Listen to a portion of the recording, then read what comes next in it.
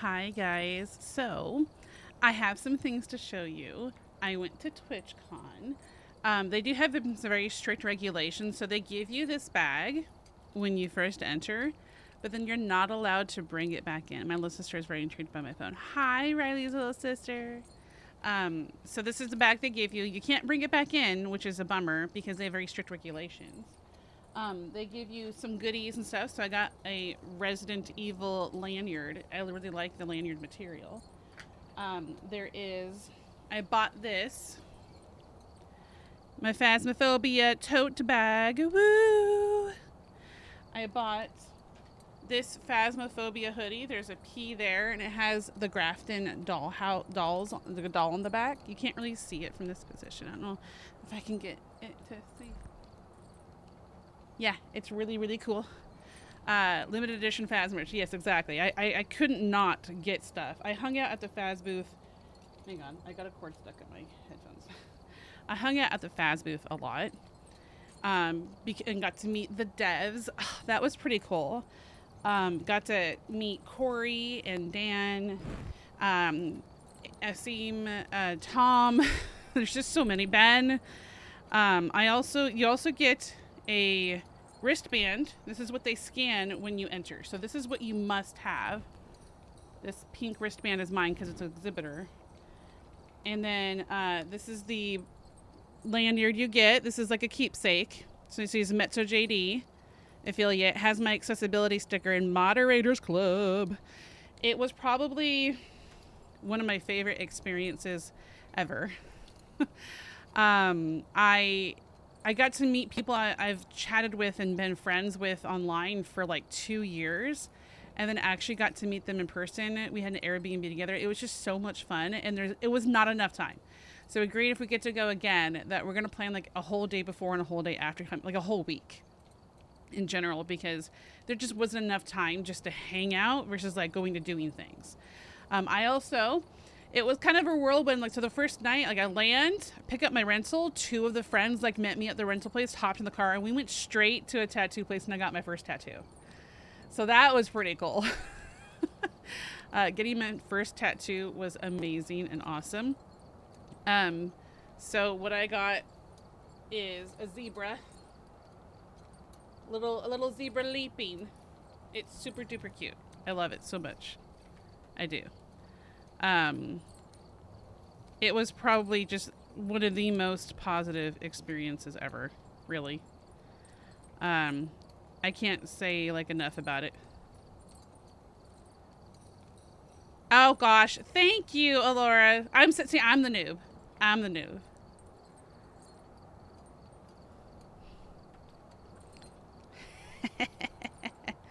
Hello, little tissues. How are you? Thank you for coming to hang out in the collab with Elora.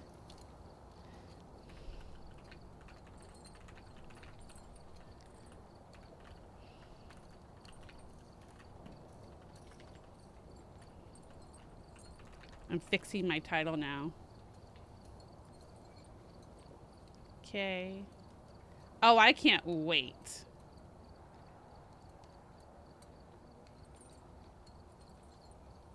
If I can get my little notification here to go away, that would be great.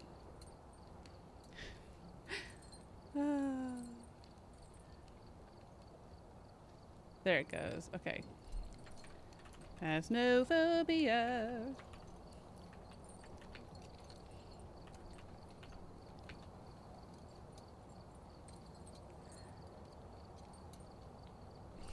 Could get some hype in the chat. I'm so excited. I cannot wait. Okay.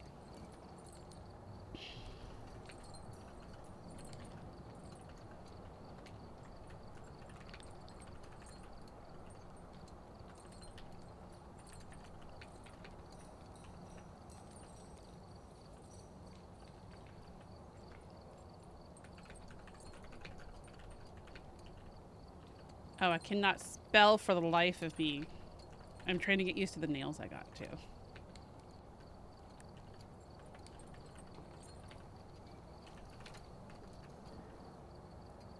It feels weird not to have music at the moment. Okay, Blumhouse. I did it. I did it. Oh my goodness. Thank you for the shout out. I really appreciate it. Okay. I am here. Let's see, which side do I want to be on? I don't know. I never know. I'm gonna sneak up. Don't tell Elora I'm sneaking up on her. From behind.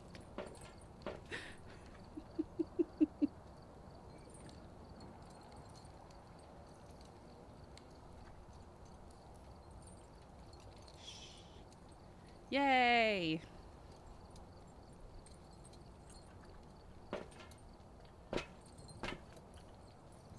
Just gonna look up at her. Oh, I didn't catch the game properly. One sec.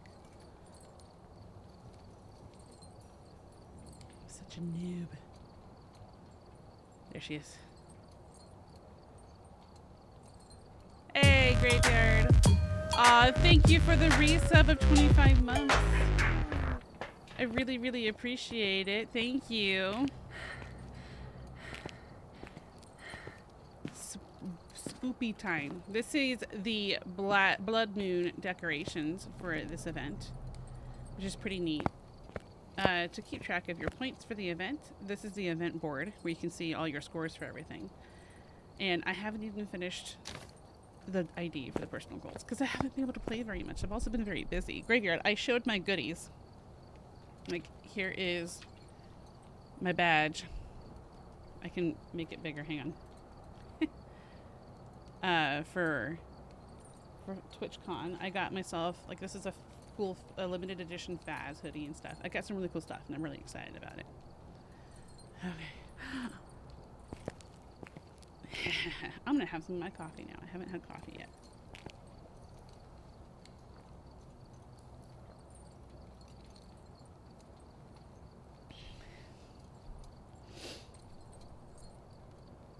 Oh yeah, Halloween stream. Totally. Very exciting. But Halloween's the last day to get points for this.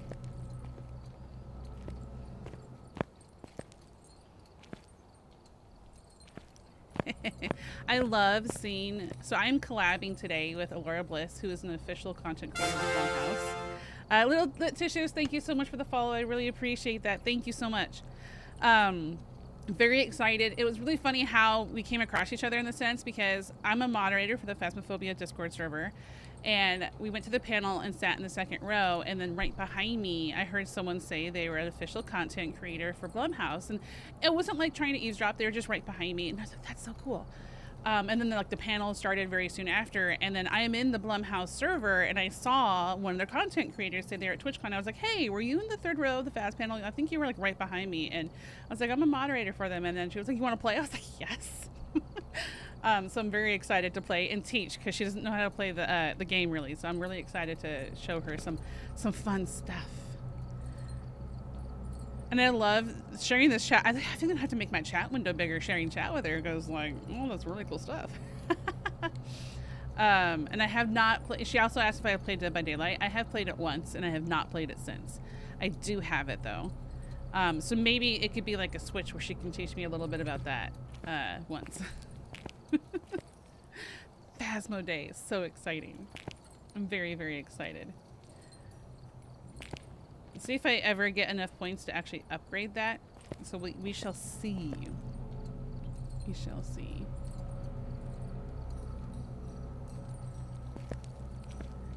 Wait, she's saying hi to her chat, and I want to be respectful.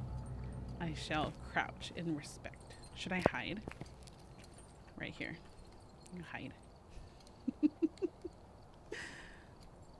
Oh, look at all that. I mean, I'll always play the spooky games with you. I have them. I know you do, Graveyard. I know you do. I'm going to make my chat window a little bigger so I can read it a little easier. I don't need my, like, OBS window of what I'm seeing to be quite as big. All right, awesome. That's much easier to read. Elora's going to be. She's going to be the #1. I promise. She will get there. I'm hiding, Elora. Can you find me? I'm peeking out. I don't know if she hears me yet. Girl, Okay, I was gonna die. Hi. Hi. Do we want to swap over to Discord voice? Yeah, that's fine. Because we can have it more clear. I'm excited. Yes. I know the voice comms in the game is amazing and great. However, I'm a ding dog and I'm still learning a lot. So we're gonna definitely we'll hold off on using the game one until you've learned some. Okay, sounds good. Okay, let me go ahead and ring you on there, and then and then we'll chat.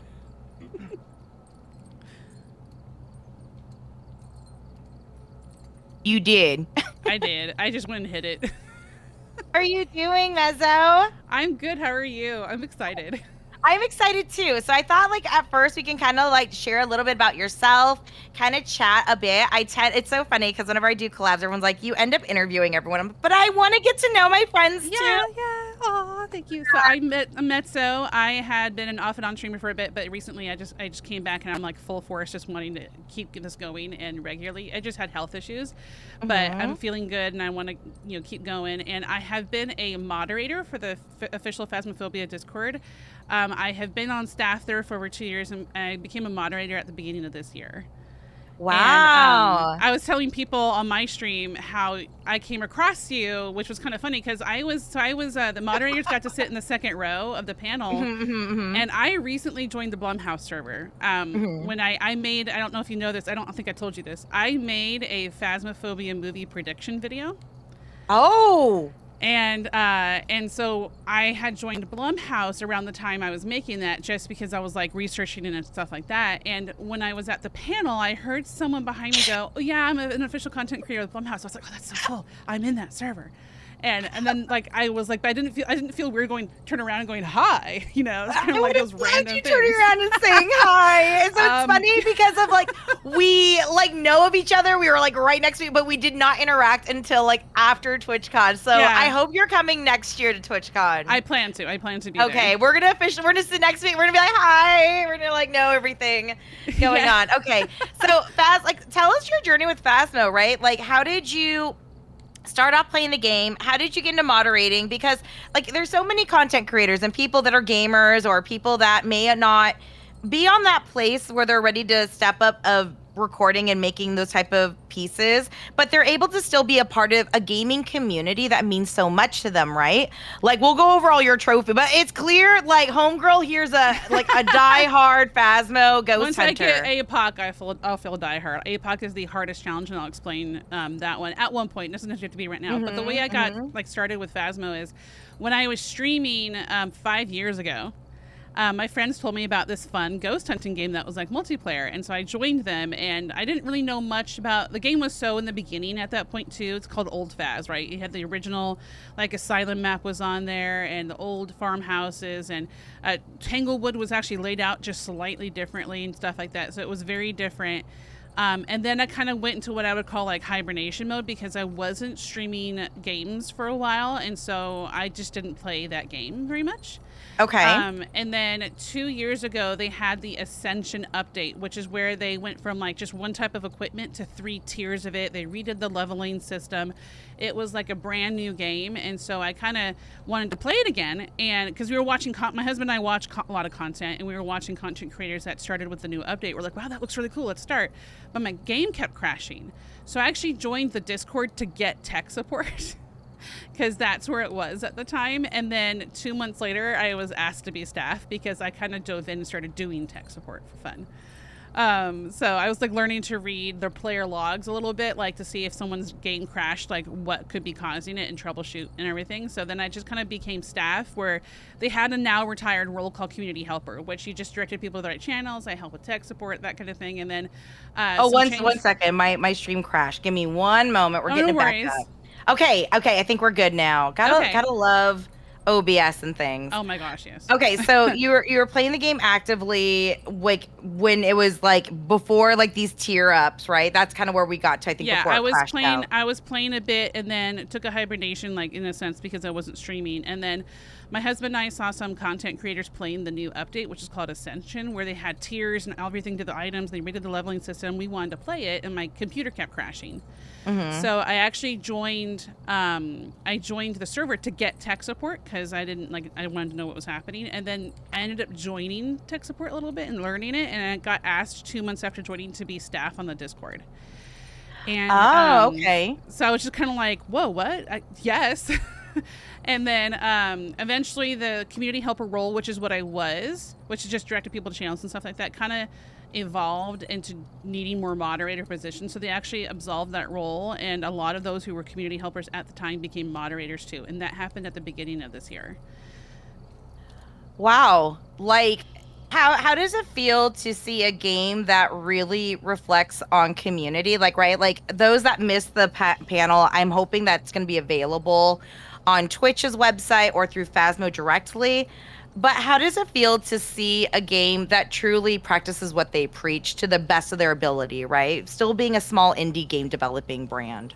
It's really, it's being there too at the panel. It's kind of surreal at the same time, but I'm also like incredibly proud because I got to, like, that night after the panel, I got to go to dinner with some of the devs, including Dan, the CEO. And I was just like so proud of what they built. Like 5 years ago, he was just him by himself. And I know that a lot of time they were a very small company. 2 years ago, they only had 5 people total in Kinetic Games, and now they have almost 40. And what I'm really excited about the most is now that their team has grown so much, they can start getting content out a lot more, which is also why they've done a lot of partnerships, right? They have the Phasmophobia movie with Blumhouse coming, and they just That's crazy, right? I know, That's so gosh. exciting. And they just released a board game yesterday.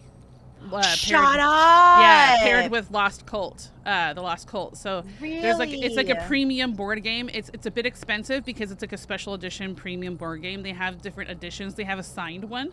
That's like a more expensive one, and so it looks really, really cool. If you guys want to check out about the board game, Kinetic Games does have a YouTube channel where they release like the trailers for things and stuff, and they release the info about the Lost and Cult board game. Okay. That's amazing. Like, what a really cool opportunity. Now, do we know, I haven't dug too much in it, and you'll probably know more. Like, I know that you, like, there's a line of you sometimes know a little bit more than everybody else does. And then you also have the fact that you can also like spectate and make your own like assumptions on things. Do we have like a rough time of when the Phasmo Blumhouse film will be completed? No, I think they're in pre-production kind of stuff right now, but the moderators, like the staff of the Discord, don't get details like that. Of course. On things. I'm sure they're just probably getting started on the story, like, because they'll announce something, but it could be like 3 or 4 years before we actually see a movie. Okay. I would assume. Can you send me another invite for the shared chat? Yes. Mine dropped. I'm so sorry. Being a VTuber, we get a lot of scuff. Oh. And so like I'm realizing like my model's feeling it, so I might actually swap over to my PNG for safeguards because I'd hate for this to close out again. Okay, I need to talk. Figure this out. Yeah, gotta love technology. So let me get my PNG, you guys. We're gonna make this smooth. Sent the invite, so it should be good. Perfect. Okay. And I want to say a quick thank you as well to Claudia NPS. It's Cassiano, I can't say it correctly, for following me. And Lit Tissues that just followed me too on this stream. Thank you so much.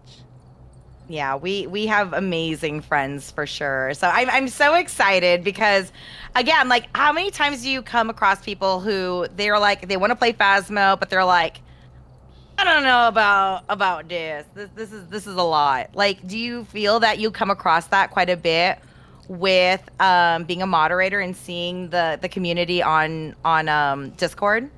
Absolutely. There's a lot of people that come in, and they're, especially when they want to play, but they don't have any friends yet, and they're like, I'm so scared to play solo. And I actually wrote a beginner's guide that's in inside the Discord, pinned in the fan creations channel, to kind of give people a few pointers, and also point out that there is a channel in the server called Ghost Hunting Resources that teach you about every ghost, so you can like know a whole lot more. And then there's actually a very good, it's unofficial, but it's called a cheat sheet. It's not actually cheating, it's just like a interactive website for you to like, it'll play the steps. Like, each ghost has specific speeds that they walk, and you can hear it in their footsteps. And so this cheat sheet, you can like set the settings, like for Blood Moon you can set it for regular, and it'll tell you like how fast, like, okay, this is this fast, it could be any of these ghosts. Like, it'll kind of cut that out for you.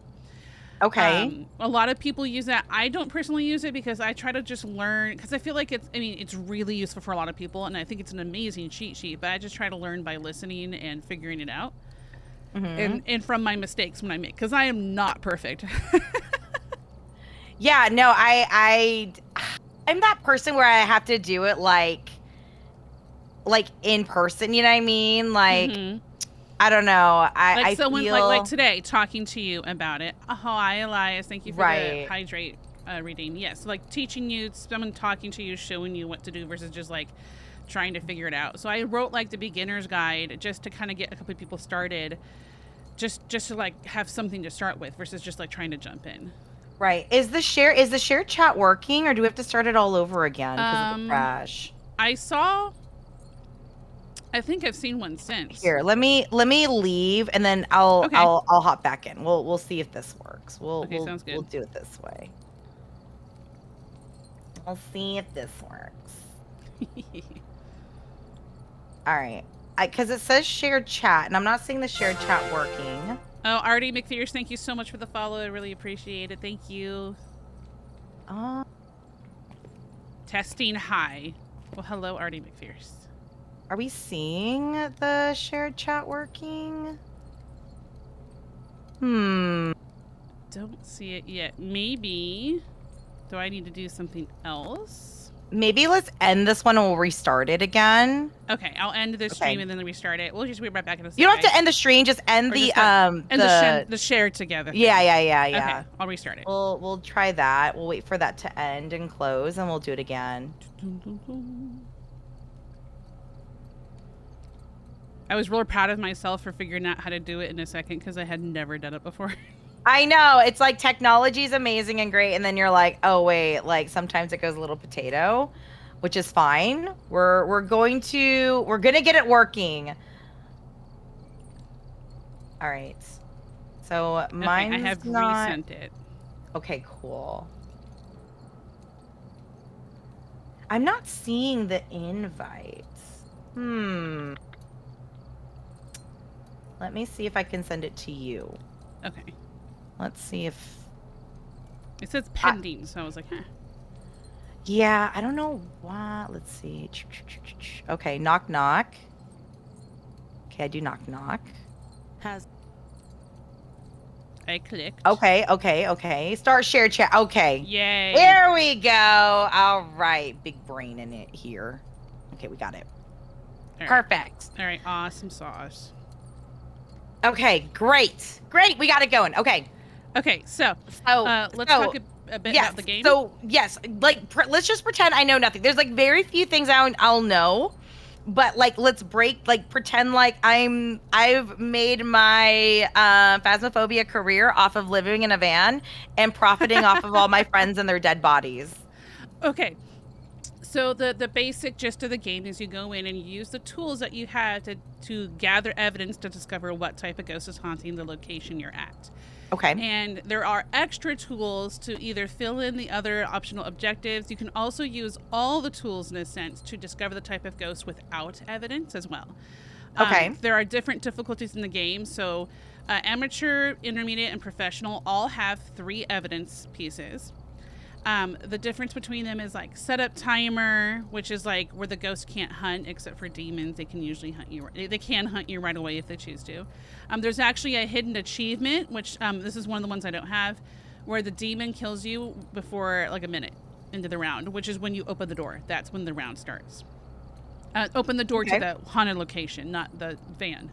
And then when you go to Nightmare, which is what I'm comfortable playing alone, you only get 2 evidences, and then wait, Insanity... Did you just say that you're comfortable playing it alone in Nightmare? Yes. Do you? I hope you can realize the wording that you're saying from an outsider listening. I do. It sounds crazy, especially for like someone who hasn't played before. But you played a lot. You start to like. When you start, doing the professional for a while, and you're like, okay, I'm really comfortable. I kind of want to challenge myself. Nightmare is 2 evidence pieces, and so that's what I've been playing solo. And then Insanity is 1 evidence. And then there's also custom difficulties where you can get 0 evidence, and you just have to go off of like behavior and speed. And it's I've only done 0 evidence before when the challenge mode. So like every week there's a challenge mode.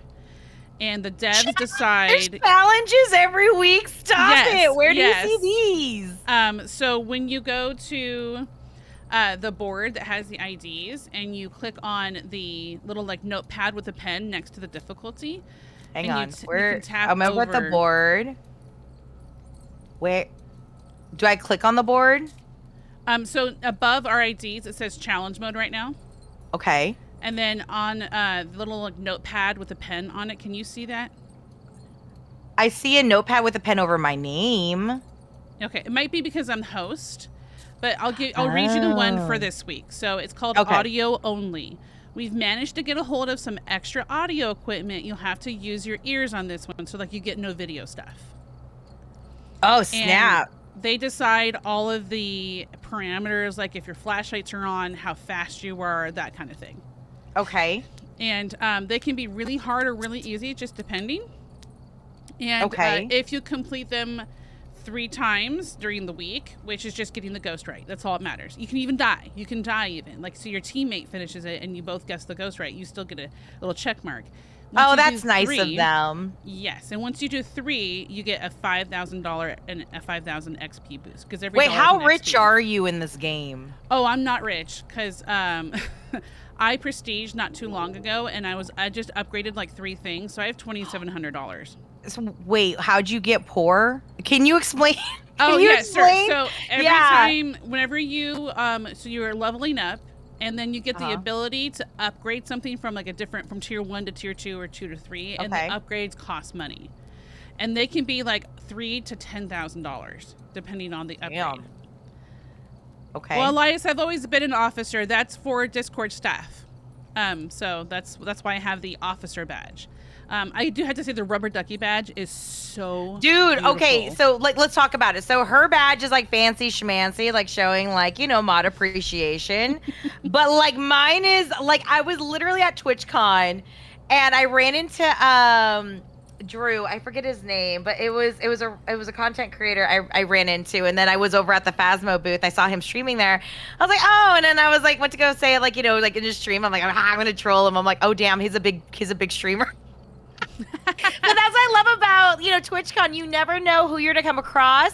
It's genuine connections. And so I was literally like lurking everyone I could to get this damn ducky badge. So I'm like walking around with my phone, like here, like I'm lurking, but I wanted to get but look, like the iridescent too, it moves. If you keep looking at it's it. Just that slight animation to it. Yeah. It's really pretty. The way it looks reminds me of like Sakura cherry blossoms, you know, like falling. Yeah. What it reminds me of. It's a really I have that badge as well. I hung out at the Faz booth a lot during TwitchCon, naturally. And one of my buds, who I've known since before he became a Kinetic Games partner, was streaming for that week. And I watched him and a content creator with KG named Flash Force. So I watched both of their streams to kind of get that 1 hour in. And it's a lot of fun to like come across people. My favorite is just like for example, my fellow mods.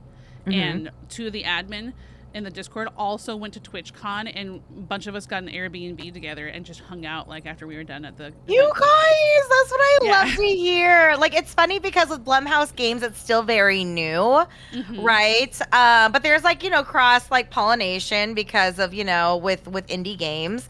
Like JoJo's in the group, and like I had no idea who JoJo was until that. And again, I realized like, oh, she's a big streamer. So it's kind of funny with Phasmo because I'm on the smaller side of the spectrum of content creators, but it's to see like, you know, that little community building from the games. And so I love and like I felt the real tears on stage too during the panel. Oh, she got, because she's been with them for 5 years almost. She was their first partner, and I got to meet her too, and it was really nice to meet her because we chat with the partners just to help them out if they have a question that we can answer. But other than that, the only way I talk to them usually is like if I pop into their stream and say hi. Right.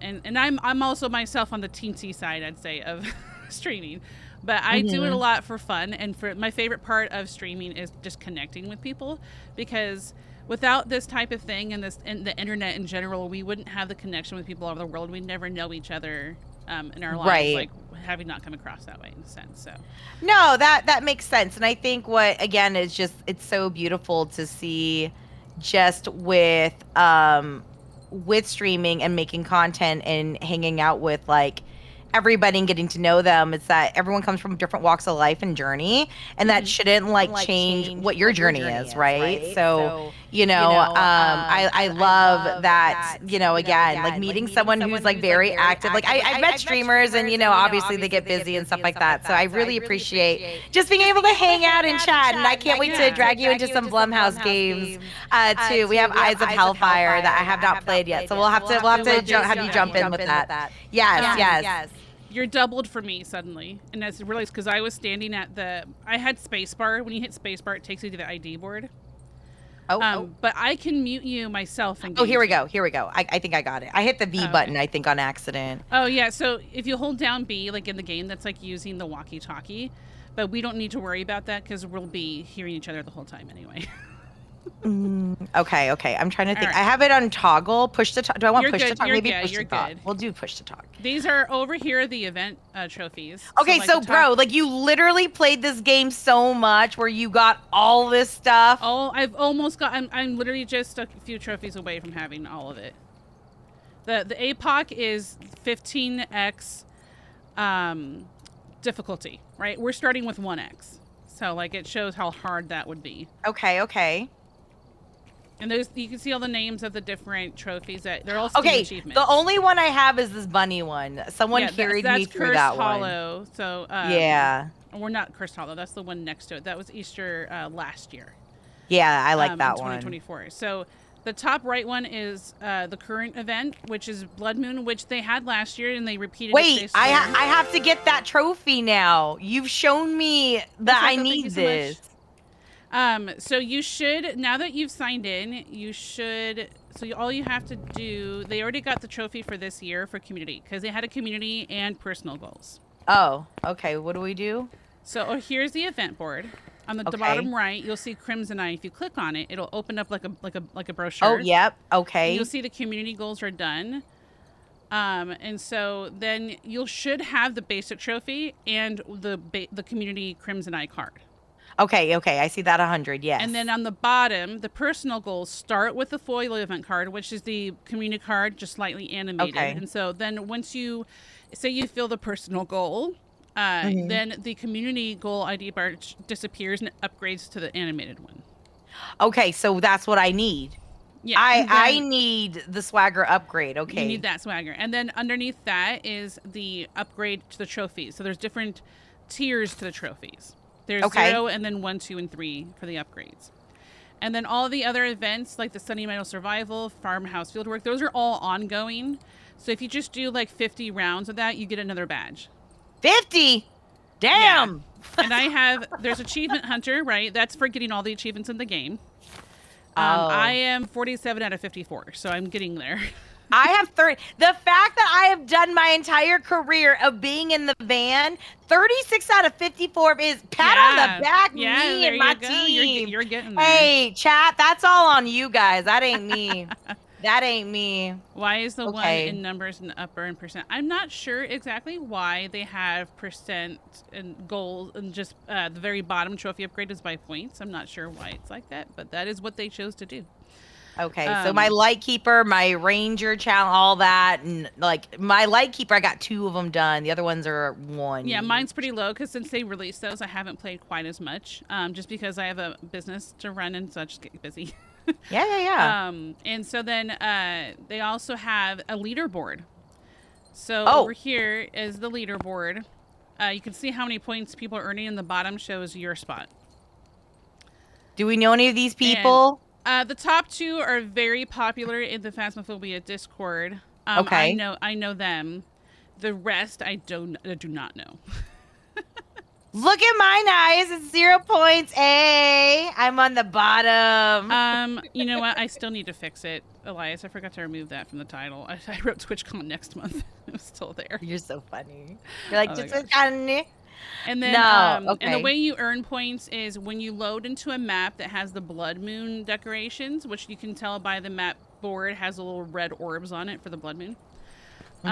You get points by getting the ghost right and collecting the Blood Moon orbs, and then each difficulty multiplier is a point. So to the left is the map board itself, and you can see all the little red orbs. They're Okay, I like Tanglewood's my favorite map. Everything else I hate. Oh, okay. Well, Everything Tanglewood else. does have Blood Moon, and it makes the ghost faster. What do you mean it makes them faster? They don't need. They increase by 15% on speed. But they don't need that. I don't. Why do they don't? It's there for Blood Moon. They don't need it. They don't need it. They don't want it. They don't need it. The upside to, at least for me, because I've played for a while, the Blood Moon maps are brighter, so that you can actually see. Like, to me, I can see without taking a flashlight in. Okay. All right. Okay. We're gonna see. We're challenge accepted. Okay. So Tanglewood Drive's gonna be our first one. Now you're gonna be Sugar Mama and bring everything. I don't know what I can bring. I loaded the truck already. Oh my! Look at guys. She's like the perfect wife in Phasmo. Your husband's like, thanks, babe. I'm just showing up. Perfect. Okay, I will go ahead and ready up, and we'll go to Tanglewood, everybody. How about that? Good. All right. We're gonna have a lot. We're gonna have a lot. Now, is it timed? Because I know when I put us on amateur, which gives you double voices. You can see the 5 minutes up here. I can't jump. I just tried spacebarring. Okay, I hear double voices really quick. There we go.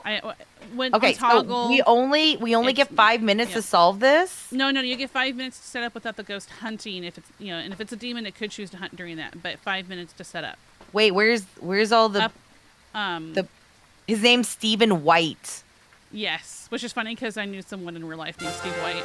That's so Thank funny. you, I can't say it. Mudda for the follow.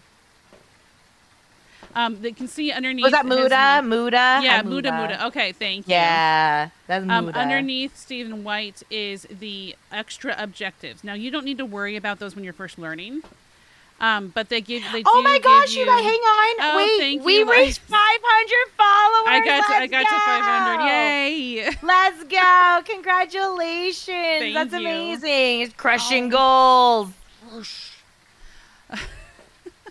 It's a Muda. It's okay. It's okay, baby. I'm sorry, Muda. Forehead kiss. You're okay. I'm giving a heart with my hands right now. I'm so sad we didn't get to meet. But I had stickers that were done, and Muda had an amazing friend that did the art, and they paid for the commission for it. Cool. So Muda, thank you again. So I know I have some extras. I can always mail them to you too. I'm sorry, Muda. I will have it correct from now on. Hi, Riley. So underneath, like you see, it says detect a ghost with a motion sensor. That just means so these are the motion sensors for this one. Wait, right here. What? This looks like cheap salt. I thought you said wait, what? I prestiged recently, so you have to wait till you get to the certain levels before you can. I'm not in the high enough. I'm not at a high enough level to have all the good stuff yet. Damn, all them trophies, and all you get is this lousy salt. Yeah, because when you prestige, you may not know this. When you prestige, it wipes all your items and money away. Why? Why they do this? It's just what they chose to have it go. So you What's have his name? to start. Tim. I'm gonna write him on. Tom came on to Kinetic Games a year after this update happened. So every time you prestige, it wipes everything. So you start over, and I think it's just to get you challenged again. So I have tier 1 and 2. I am challenged enough. Not Bliss calling out the dollar store shop. All right. Okay. So that's why I only had $2,700. But that's why a lot of people choose not to prestige. Right, but character customization that's upcoming is supposed to have things that they're gonna have character I'm so done with this chick, man. Let me tell you. It comes character customization comes. It's supposed to be here by the end of the year. Okay. And I think some of the items are unlockable if you prestige. So that's why they're adding Jesus incentives. Sticks are made of wood. Oh no, I should have been Sugar Mama. This is bad. I am 20 levels below. No, it's fine. Oh wow, I'm okay. What prestige am I? How do I know? You're prestige 1, level 45. If you press J to look at and you go to the pause menu. It'll show yours. So it shows you my. I see yours. It's prestige 1, level 45. I'm prestige 2, level 27. So does my card show that I'm a baby? If you were to look at that Oh. stat, would you sit there and go, she's done nothing in this game? Well, only if you tell me that you've been a van princess. Okay, but it looks like But, I've like- actually played the game. Okay, got you. Yeah, and I got I did tell you that you can be a good van princess. Like, there are some Yes. really big pluses. So, like, for example, this microphone looking thing that looks like a very short SM7B, that is the sound sensor. Product placement, let's go. I know. I'm using my SM7B right now. I have a Shure microphone also, so you know. okay. Hey. I went extra and I got a purple cover because it's so cute. Oh, I don't know. I don't have that. I ain't It's that like bougie. $10. So Okay. I was like, I wanted it to match my aesthetic of purple. And No, like, cyan. yeah. So if I place that sound sensor like in the living room or wherever the ghost is, and then a hunt happens, you can actually hear from the van the speed of the ghost.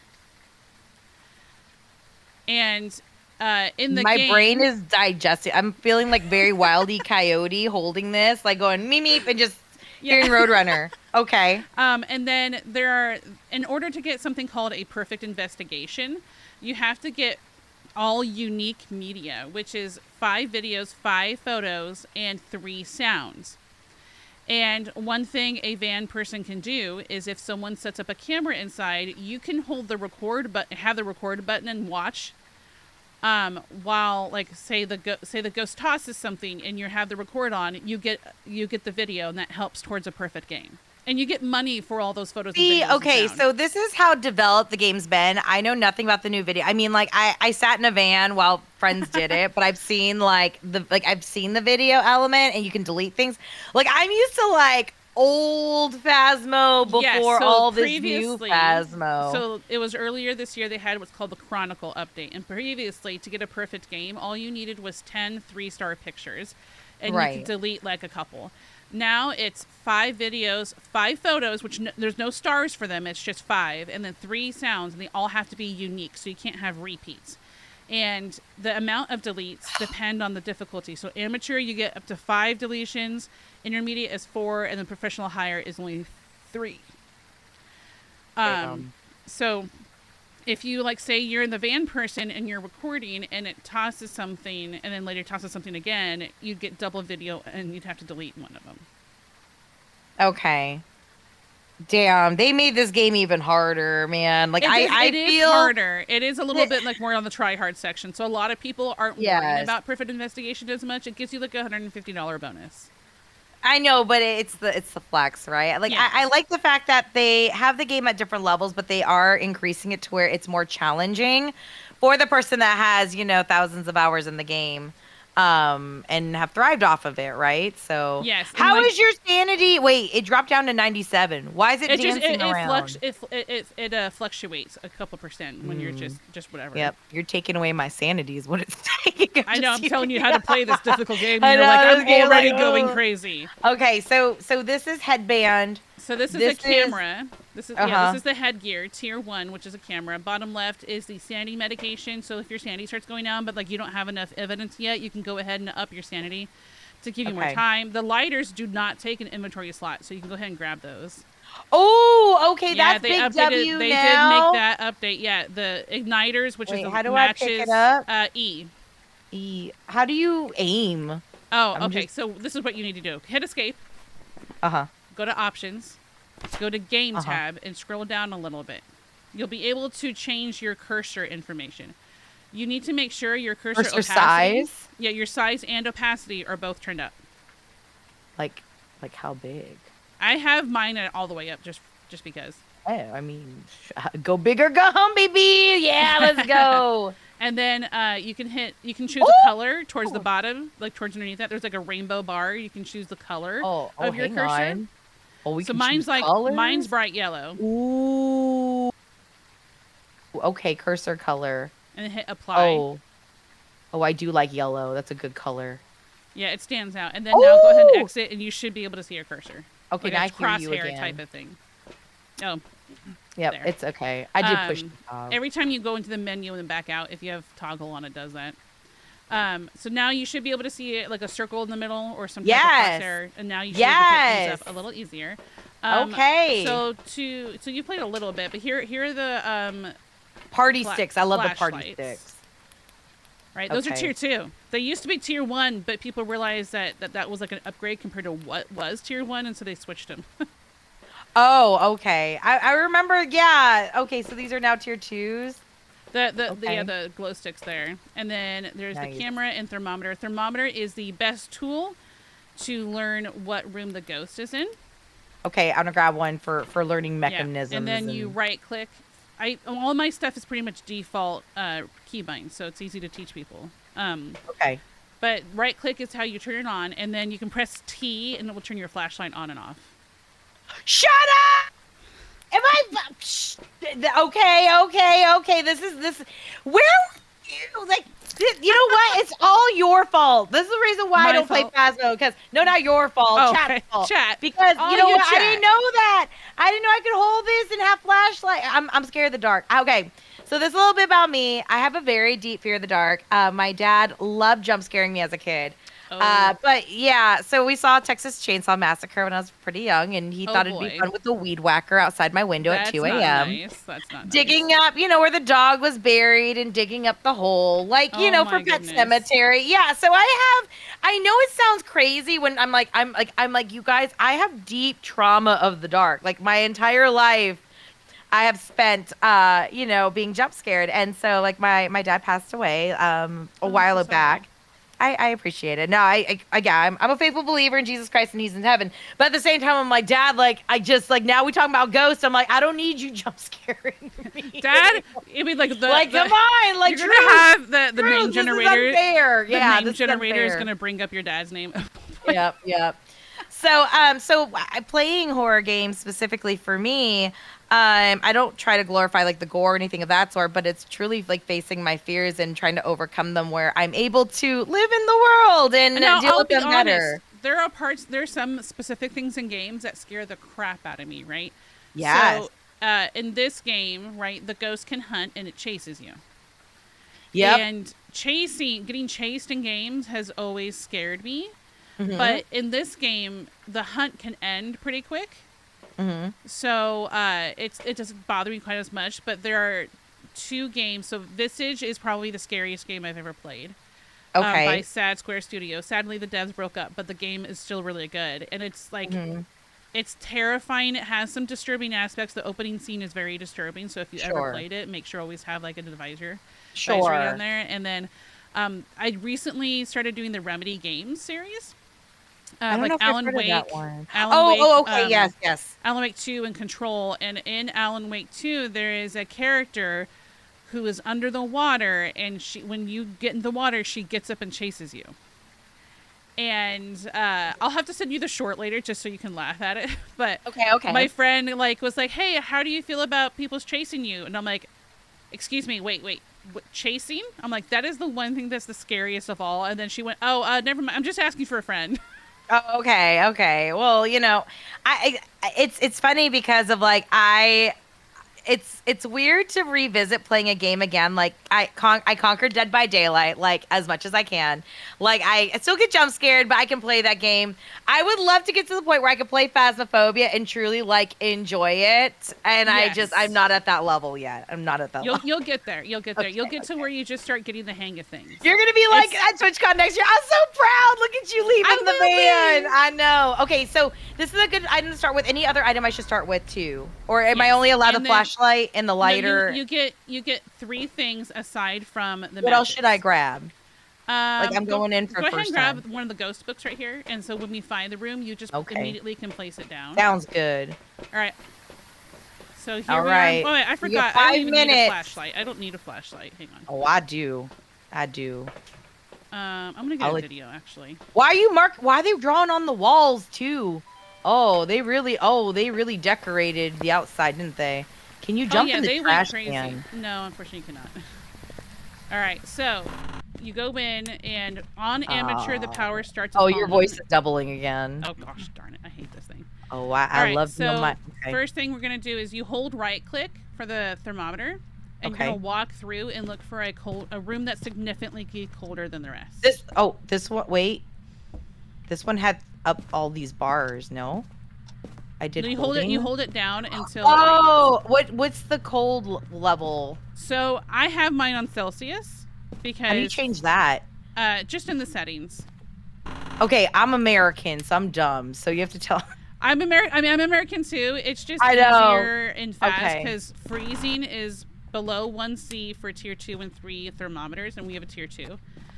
And then on tier 1, it's below 0. And also, you'll see this is one of the blood moon. 20.6. Okay, on Celsius, that's warm. Go ahead and left click the blood moon altar to get points. Okay. There you go. Ooh, okay. You can also take pictures of them and take a picture of them like to fill the little photo album a little bit. So here's one right here. I brought a camera in. Take a picture. There we go. You already And find now the you can room? look in the journal and you can see the picture of it if you want to. Did you find it? I haven't found the ghost just yet. It's gonna kill me really fast. Watch. Side note, I don't know if you guys know this, but the name of the baby is Nancy in this room, and that's the moment I realize I'm being trolled by Phasmophobia too. I can't stand Nancy Wheeler in Dead by Daylight. Oh. I don't Stranger like her. Things. They brought Yeah, over she. from Oh my Stranger God! What's wrong with the bathtub? Things. It's filled with blood.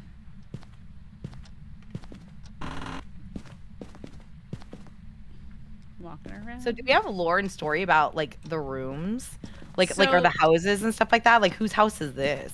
I haven't heard any specific details, but some people do search online because there's a technical address for these. If you look at the map, it'll say 6 Tanglewood Drive, like it says that. And in the original map for all the like the original like board, you have right now it's portrait, like a what are they called? Polaroid. Pictures. Wait. This one's 9.8 Oh, where are you? over here. 9. Oh, the Over in the dining room? dining room. Yep, that's the ghost room. You found it. 7.5. I did. Oh, a plate just moved. Oh, you did it too. I wasn't discrediting your efforts, Ghost. How do you throw something? G. Here, you can have that too. Oh, So, like, he's the he's camera throwing a is dinner set up. party. Go ahead and put your book like on the table where you grab it out and you hold F. Will you draw me a Okay. picture? Draw me a picture. So right now I'm holding the camera and I'm holding on right click. Mm-hmm.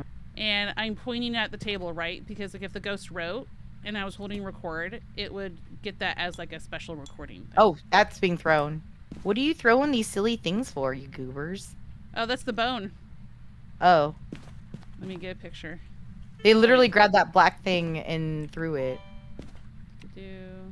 So finding the bone is you take a picture of it, you can pick it up, and then if you get all the objectives done and stuff like that, it'd be part of the perfect game.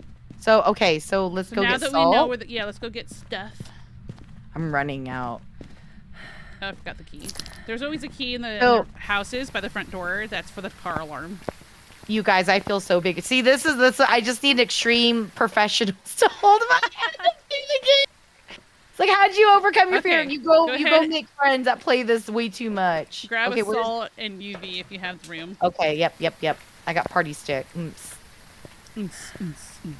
I do. Ooh, party. Okay, I'm laying the crucifix down to buy us time whenever we need it. Oh, EMF 3 just went off. So they're in the Phasmophobia Discord. There's also a section. Oh goodness gracious. Okay, so it threw the book. That tells you something. What does it say? Why'd you? I wanted your autograph. The reason so in professional and below, anything that has 3 evidences and it throws the book, that means it does not do ghostwriting. Oh. So that means you can open the journal, go to evidence, and you can double click on ghostwriting and it gets rid of ghosts. Journal. I have a feeling Evidence. it's a poltergeist though. Ghostwriting. No ghostwriting. No. Oh, see, I just got, it just levitated an object, so I got video of it. I don't got anything on the glow stick. I thought it was a polty, but it's not, because it threw that. Okay, it's doing a bunch of EMF. Alright, so for Spirit Box, you usually have to do it, like, alone, and so you step into the kitchen, because there's, like, a barrier here, right? Oh, he just stepped on the salt.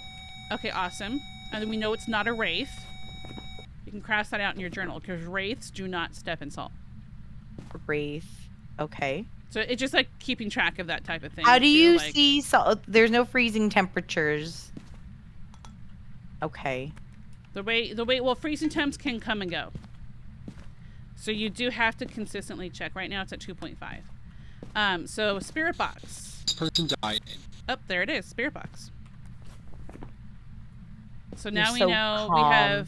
we have 5 ghosts you can choose from. One thing about mimics is they always have ghost orbs, and I just saw some ghost orbs. Up there it is. I just recorded ghost orbs.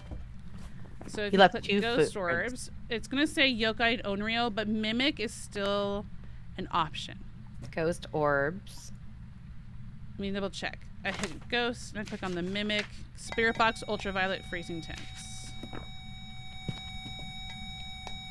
It's throwing a lot of stuff. Okay, so what else do we need in evidence? It's gonna be yokai, onryo, a mimic. Now that we have 2 ghosts left, but showing us like 4 available evidences, you can actually click on one. Like if you click on EMF 5, you see it disappear, so you know it can't be EMF 5. So you can. Does cross that it off. mean we could play Phasmo more? Listen, Mezzo, I'm sure will play more games with us, and maybe we can have like open lobby days. But until I get the grasp of the hell She'll no, get it. She'll get I'm it. like, Oh, the it just Jesus Christ is on fire! The house good. is on fire! It's all good. All right, let's go get dots too. We don't have dots. It's okay. It's okay. Just take some sanity meds and it won't hunt again for a bit. That was hunting? He was tried hungry? to. Look at her. See, dang. look. It just tried to hunt. It's at 35% or so. Average is 30%. It could be. Let's see. That's not. So yokai onryo. The way onryos have a special thing. So go ahead and grab one of these black dudes right there. Okay. Not like black dudes, but like the black thing.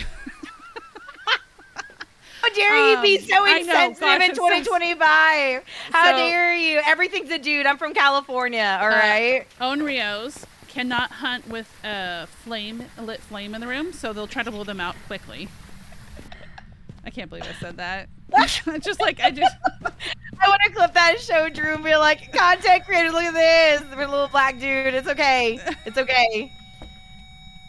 Little yellow dude could be the lighter. It's fine. Little purple dude, you just got to give color to everybody, okay? You can't discriminate now. Oh goodness gracious. Artie McPherce, thank you so much for the follow. What does this do? So if it's an onryo, it can't hunt with the flame in the room like it's that. lifting stuff behind you. Oh, okay.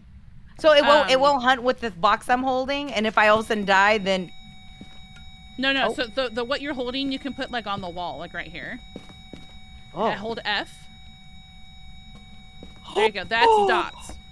Oh. And you want to place it like where like the ghost will walk through. It has similar pathing that we do.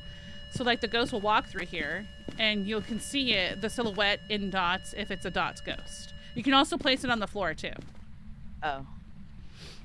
Let's see. I got 4 pictures, 2 videos. He's like singing "Be Our Guest" right now, throwing plates around. Having a good old time. Be our guest. Be our guest. Let's see. The ghost does not move Wait. on this Wait. I heard stuff. So 2. Oh, it just blew out all 3 candles, like in pretty quick succession. So I have a feeling it's an onryo. The last bit of onryo evidence. Let me find where the freaking onryo is. It's been a while.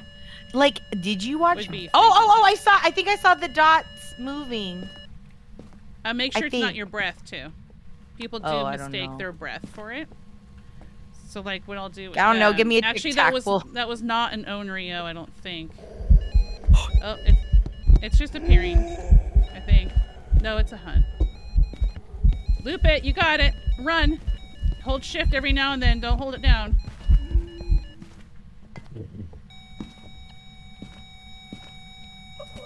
It's okay, Elora. It's okay.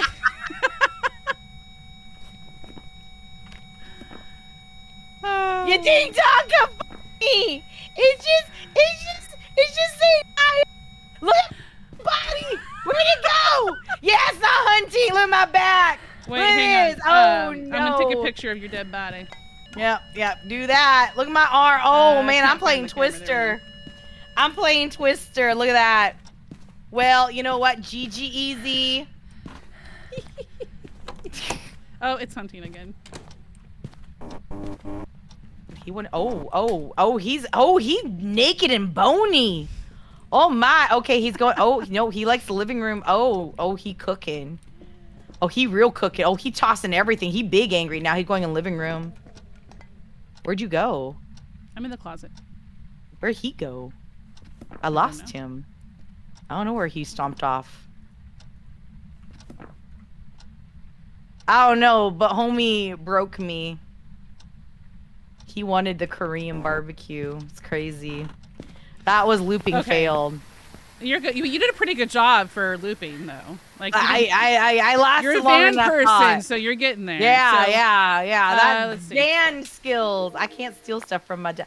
Okay, so I did tell the devs, and maybe you can help me. I want more options or like an achievement to steal stuff. I want to be able to steal so many things. things into the van. Yeah. And they looked at me and they're like, huh? And I'm like, no, it's a thing. Trust. People will love it. Where they realize if they steal certain things or so many items, it's worth it. But once you die, the scary part's done, so it's not so bad walking around. Did you turn off the power, homie? Like, he literally threw the kettle. It was That's extremely rude of him. Okay, I'm going to turn off the power. Turn on the power. The power was turned off. Okay. There are 2 places in Tanglewood that the power can be. Okay. And it could be either the garage or in the basement. And they're very close to each other. I know. Okay, I want to also see a cursed item. You should do a cursed item. Oh, I didn't even think about doing the cursed item. Although if I do it without someone, it's not. Oh, damn! Fun. Oh, look at that. All right, Sanity. so I put the camera facing to where you have the dots because you said you thought you saw dots. Yeah. And if so, it would be a yokai, which yokais actually have a thing where they can't hear people from far away, but they also hate it when people talk, and we've been talking a lot, right? So it hunted a couple times. It tried to cut once. It's hunted twice now after that crucifix burn.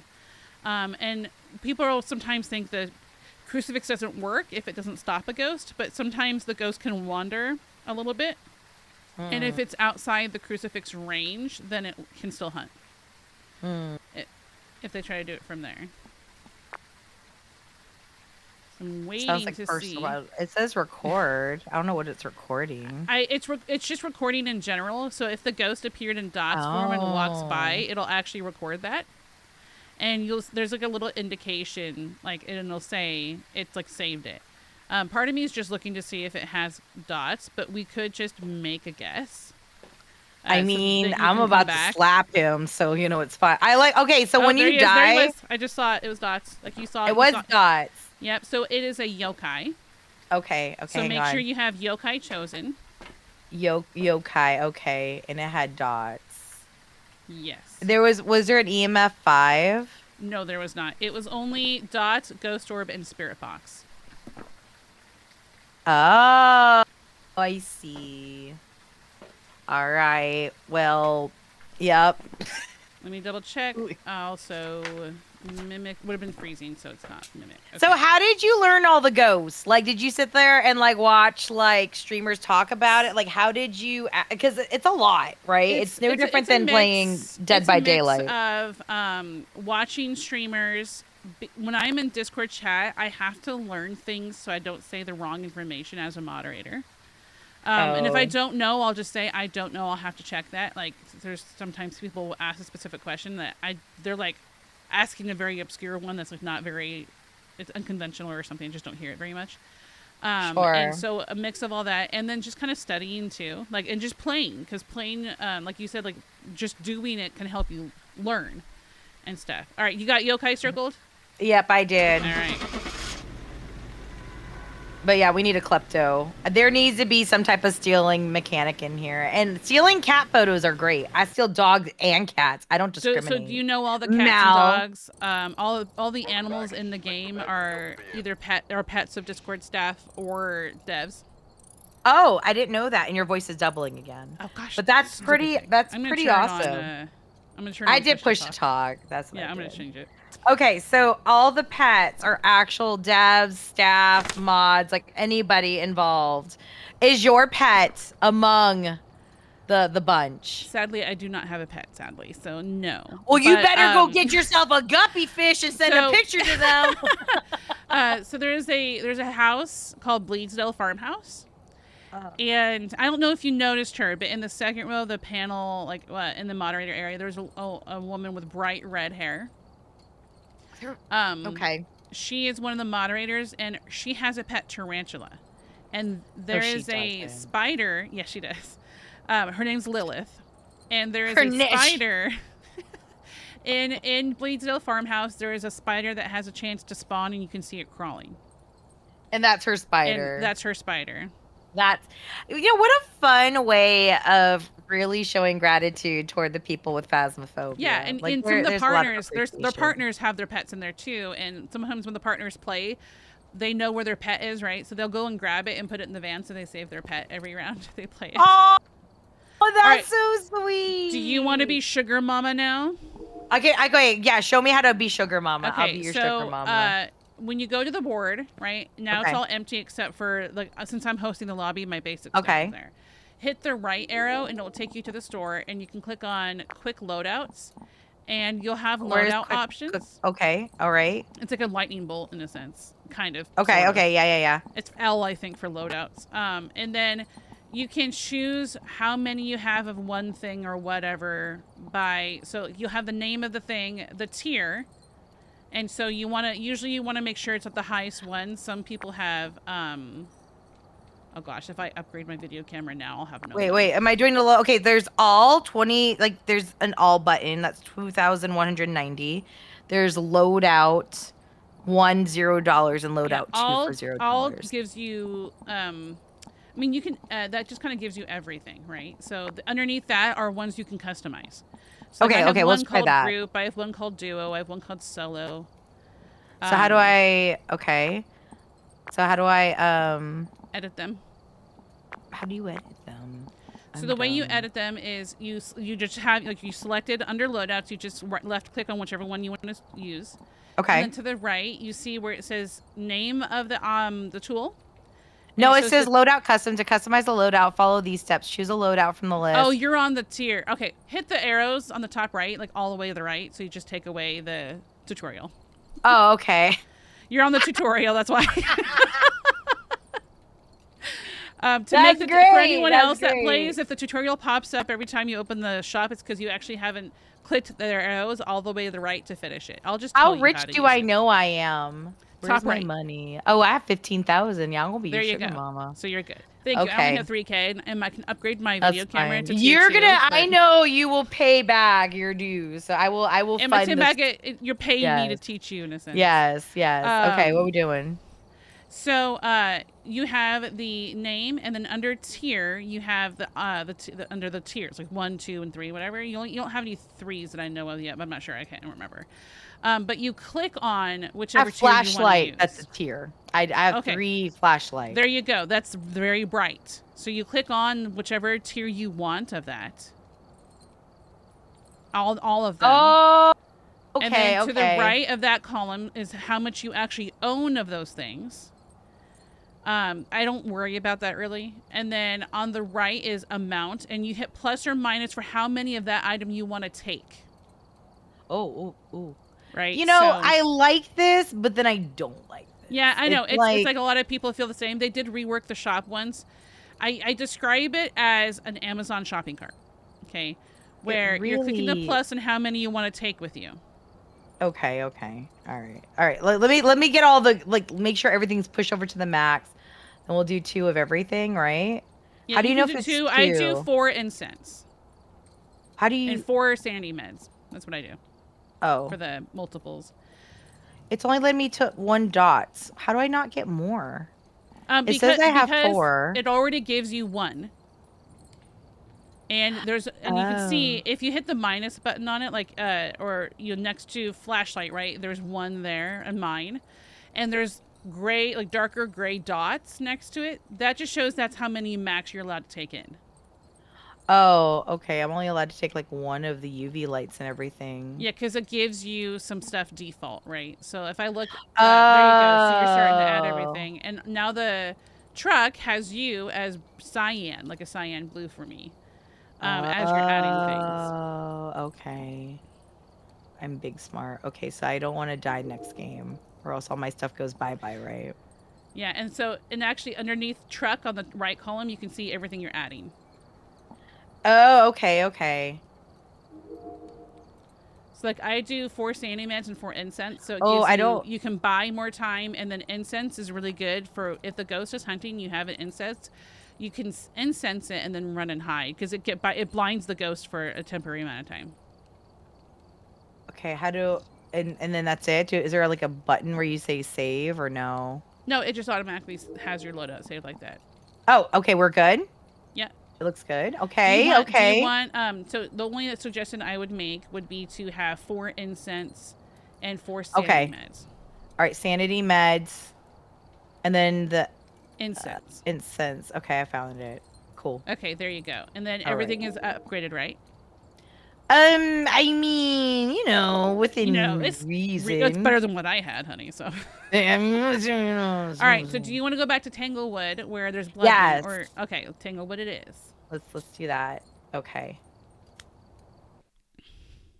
We're gonna get this. Okay. All right. So who's doing the voiceover right now? Who's this? I actually don't know who it is. I've never asked, but whatever he says doesn't actually matter. So. Well. All right. So here's how bright the tier 3 flashlight is. Like, I can show you the difference, right? Here's tier 2. Now you turn on the 3. See the difference? Like if you put it. Yeah, this. But does it bother the ghost more with the bigger flashlight, right? No, it does not. It just makes it so you can see it easier. I like that. This is why this is the only tier 3 I have so far. And now, once you get to tier 2 headgear, you can actually wear the flashlight on your head. Oh. Yeah, which is really nice. All right. And then I'll get book. Don't forget a thermometer if you don't have. Okay, Yep. I grabbed one of those. Yeah. And then hold your T. You can tap T to turn it off and on. Yep. I feel so big brave. You got this. Oh, the light's already on? Yeah. So on amateur and intermediate, the power starts on. If you do professional or higher, the power is off. And you have to turn it on. Just in general, it's easier to turn on because then the rooms around the ghost room warm up and the ghost room doesn't warm up as much. And otherwise, with the power off, everything's kind of cold. Oh. I know where all the cursed items are in this map if you want me to look for one. Yeah. You're gonna do it. I wonder whose doggy this one is, right? That's so cute. Okay. Forgot that there's 2. There's blood underneath the bed. Does that mean anything? Oh yeah, I noticed that. It's just blood moon decoration. The fact that that's used as decoration is crazy. Okay, I got 18.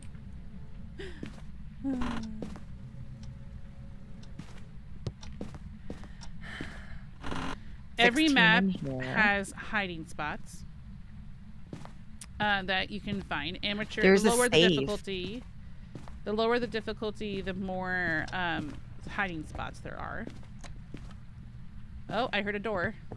I heard something.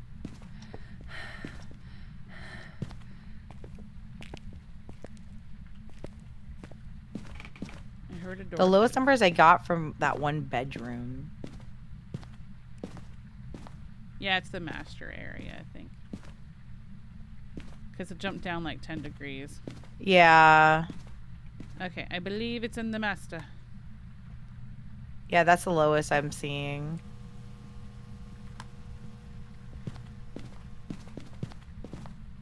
Checking for cursed items real quick. I forgot to look for the music box.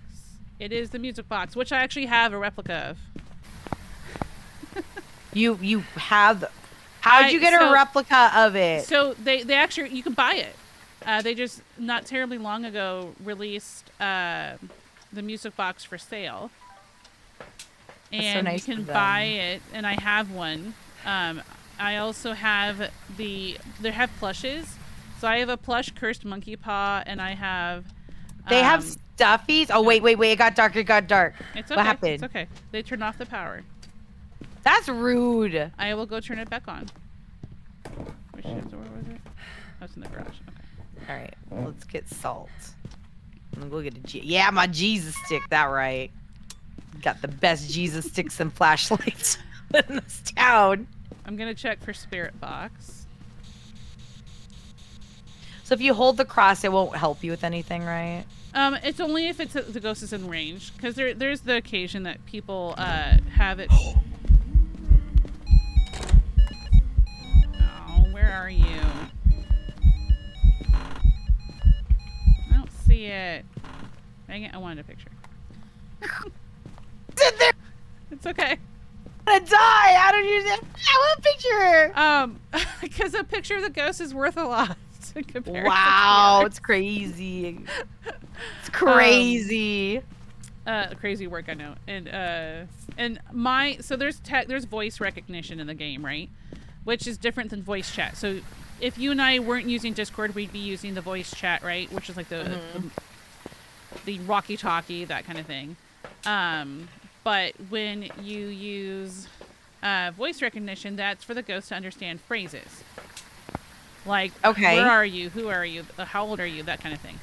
I actually have that turned off because it's really finicky sometimes. The game doesn't always recognize exactly what you're saying. So I have it on text recognition. So if you see me using Spirit Box, I'm not talking because I'm just clicking on pre-selected options. Like, I want to ask questions like, who's your favorite Backstreet Boy? Like, you know what I mean? Like the things that we really care to know. Yeah. Like, Dots. Mine's AJ.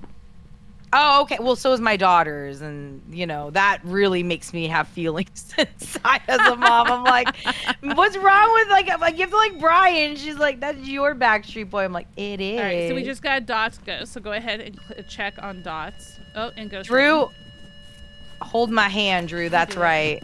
Hold my hand. How you doing, Drew? Writing too. Ghost writing and Dots. And Dots. And so we only know it's 2 things. It's either Ghost Orbs or Spirit Box. So I don't see any neon party signs. Oh, it's Ghost Orbs. I just saw it a second ago. Oh. Go over here. Right. So the door. It is a Fae. So Fae start off. Oh, I heard a door moving. Where the heck was it? Okay, so we know it's a Fae. Oh. To what level of anger are they? It just tried to hunt. So but like the door didn't close. So wait, so hunting, does the door close for a hunt, or will it sometimes be open? The front door will like lock and close like this, and the whole hunt, your cursor will show a lock symbol on it. And you cannot open it. That's what makes them scary. You can't leave the house when it happens. It's why that's so messed up. Hunts last for a different amount of time depending on the map and the difficulty. I don't have those memorized because I just don't worry about counting them as much, but the gap in between hunts matters. So every ghost except for demon has to wait 25 seconds between hunts. The demon can hunt after 20 seconds. What the hell? I know. That's it? I know. And they are more sensitive to the Jesus crosses, the crucifix. And so they have like with a demon, the crucifixes have a larger range. So they could like wander a little further and the crucifix will still take effect.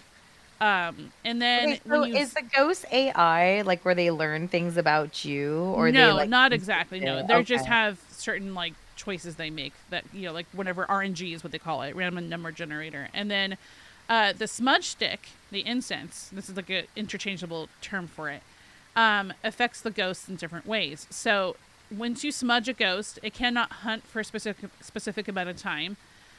Spirits cannot hunt until 3 minutes after a smudge. Demons cannot hunt for 60 seconds, so 1 minute after a smudge. And every other ghost can hunt once a minute and a half hits.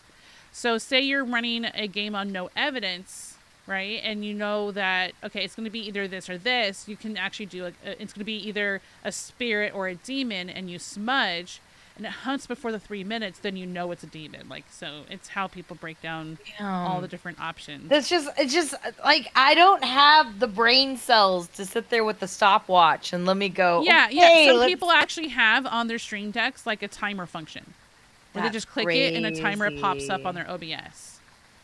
Wow. You just make like a folder, in the stream deck, and then you'll have the different amounts of times for things, and people just click it, and it shows the timer in the corner on OBS, and so people will look over at it to see where it's at. Crazy. Thank you for the reminder to hydrate Hammond, and then Phase, which is the type of ghost we currently have. Or Taye is how you say it officially. Taye. I like that. Taye. Like instead of Deogen, it's Deochen. They're not English words, so that's why it sounds weird, but everyone says Deogen or just Dio. Okay, so there's 24 ghosts. Yes. Out of the bunch. Okay. Yes. So I feel like I need to do a rank it list with you of the most dangerous and which ones what are okay. So which ones are the most dangerous and what are the most rare? Okay, so there's no really specific when it comes to rare because it is a random choice of the game. It just okay. The rarest thing to happen, which is why it's an achievement, is the demon hunting within 1 minute of you opening the front door. So if it kills Boy, you, thank you so much. I appreciate it. So sorry. And if it kills you within that minute, you get actually a hidden achievement. Okay. And so one of the fastest ghosts of all in the game is the Moroi. So the Moroi is faster and faster the lower your sanity is. And then a lot of the ghosts have something what's called line of sight. If they see you, they get faster and faster the longer they see you. A Moroi on the lowest sanity with a maximum line of sight is the fastest. But the one that really usually, there's two ghosts that catches people off guard, right? So Deochen is not available until you hit level 30. Which one? Once you've hit level 30 the first time, you can have it. But the reason it's like that is Deochen means the of eyes. It always knows where you are, even if you're hiding. So hiding, wait, which number is that one? I'm still trying to. That's sorry. AKA Deogen. A Deogen? Where is it at? What number is that? I don't see it. If I'm looking at the ghost, it's 23. Oh, 23? Yeah. Okay, so this one you can't get until you get to a high enough level of 30. Yes, because if you see on the strength option, it says Deogen constantly senses the living. You can run, but you can't hide. It always knows where you are, so hiding does not do anything. But how it counteracts that for you as a player is when it gets close to you, it goes super slow. It's super fast until it gets close. So you can actually, that's the easiest ghost to loop. But since a lot of people don't realize it knows where you are when you hide, people will hide and it will still find you and kill you. The one that, this next one's my favorite ghost because it makes me laugh when people come across it, and that's the Revenant, which is number 8. It is really slow until it senses you, whether you have an electronic on. So if you did not know, if you're hiding, but you have a flashlight on, the ghost can sense you. Because you're using an electronic. And so once a Revenant senses a player, it will speed up like mad. So it'll be like this, here, you can hear my claps. And then it senses you, and then it starts to run at you. And there's actually an achievement for escaping one. So I did that when I was playing with my sister. I was showing her a little bit. I have a gamer fam. And a Revenant happened, and I knew I hadn't gotten that achievement yet. So I was holding a smudge, and the Revenant started hunting. It sensed me. It was crawling too, and it's really fast. And when you can actually walk through the ghost when you smudge like that, because it blinds it. So tier 1 and 2 blind the ghost. I think tier 3 only stops them in their tracks, not blinds them, but I have to double check that. But I just smudged it and walked through and then went and hid because revenants can't find you in a hiding spot unless they see you go into it specifically. But I smudged it and hid, and I got the achievement because it saw me. So like the extra achievement that is escape a ghost during a hunt is because it has to see you first. The ghost has to actually see you. And then you have to escape it, whether you loop it until the round ends or you smudge it and hide, or you can break line of sight. A lot of people will kind of it's not a hiding spot, but like in the Tanglewood, you got the kitchen counter. People will be crouching kind of behind it, and the ghost can't really see you unless it walks a certain distance, like to get closer. Right. So if you break line of sight and say it starts going around it'd be easier to show you for inside. We know what the ghost is. What's our sanity at? Let's load up on pills real quick. And I will show you what I mean since we're here. This sounds fun. Everybody. And then I will take a oh wait, how do I know if I took it? I just threw it on the ground. Once you drop it, you take it. So now look at our sanity on the board. Is mine going up? Yeah. Oh, good. Okay, yeah, look at that 90s. Let's go. With okay, so if we have our difficulty- sanity up so high, it won't hunt us, right? Correct. It's a tie. And so say the ghost was hunting, and I am hiding. I'm like kind of crouched right here, right? Mm-hmm. And so you're crouched there like I would be. And if the ghost comes here and starts to come around and sees me, you duck your bet, like you get out of here, go around this way. And once you go around here, it kind of breaks line of sight. And if you can quickly get to these lockers, if they're open, then you just get in here and hide. Oh, there's okay, so yeah, where's all the hiding spots on this map? So the actual hiding spots, there's a few. So the lockers that are open, right? Those lockers there. Okay. Downstairs, let's see if it is available. Right here, there is these wooden boards. So back here. I've died there a time or two. If it sees you hiding there, then okay. If it sees you go into it, they'll still find you.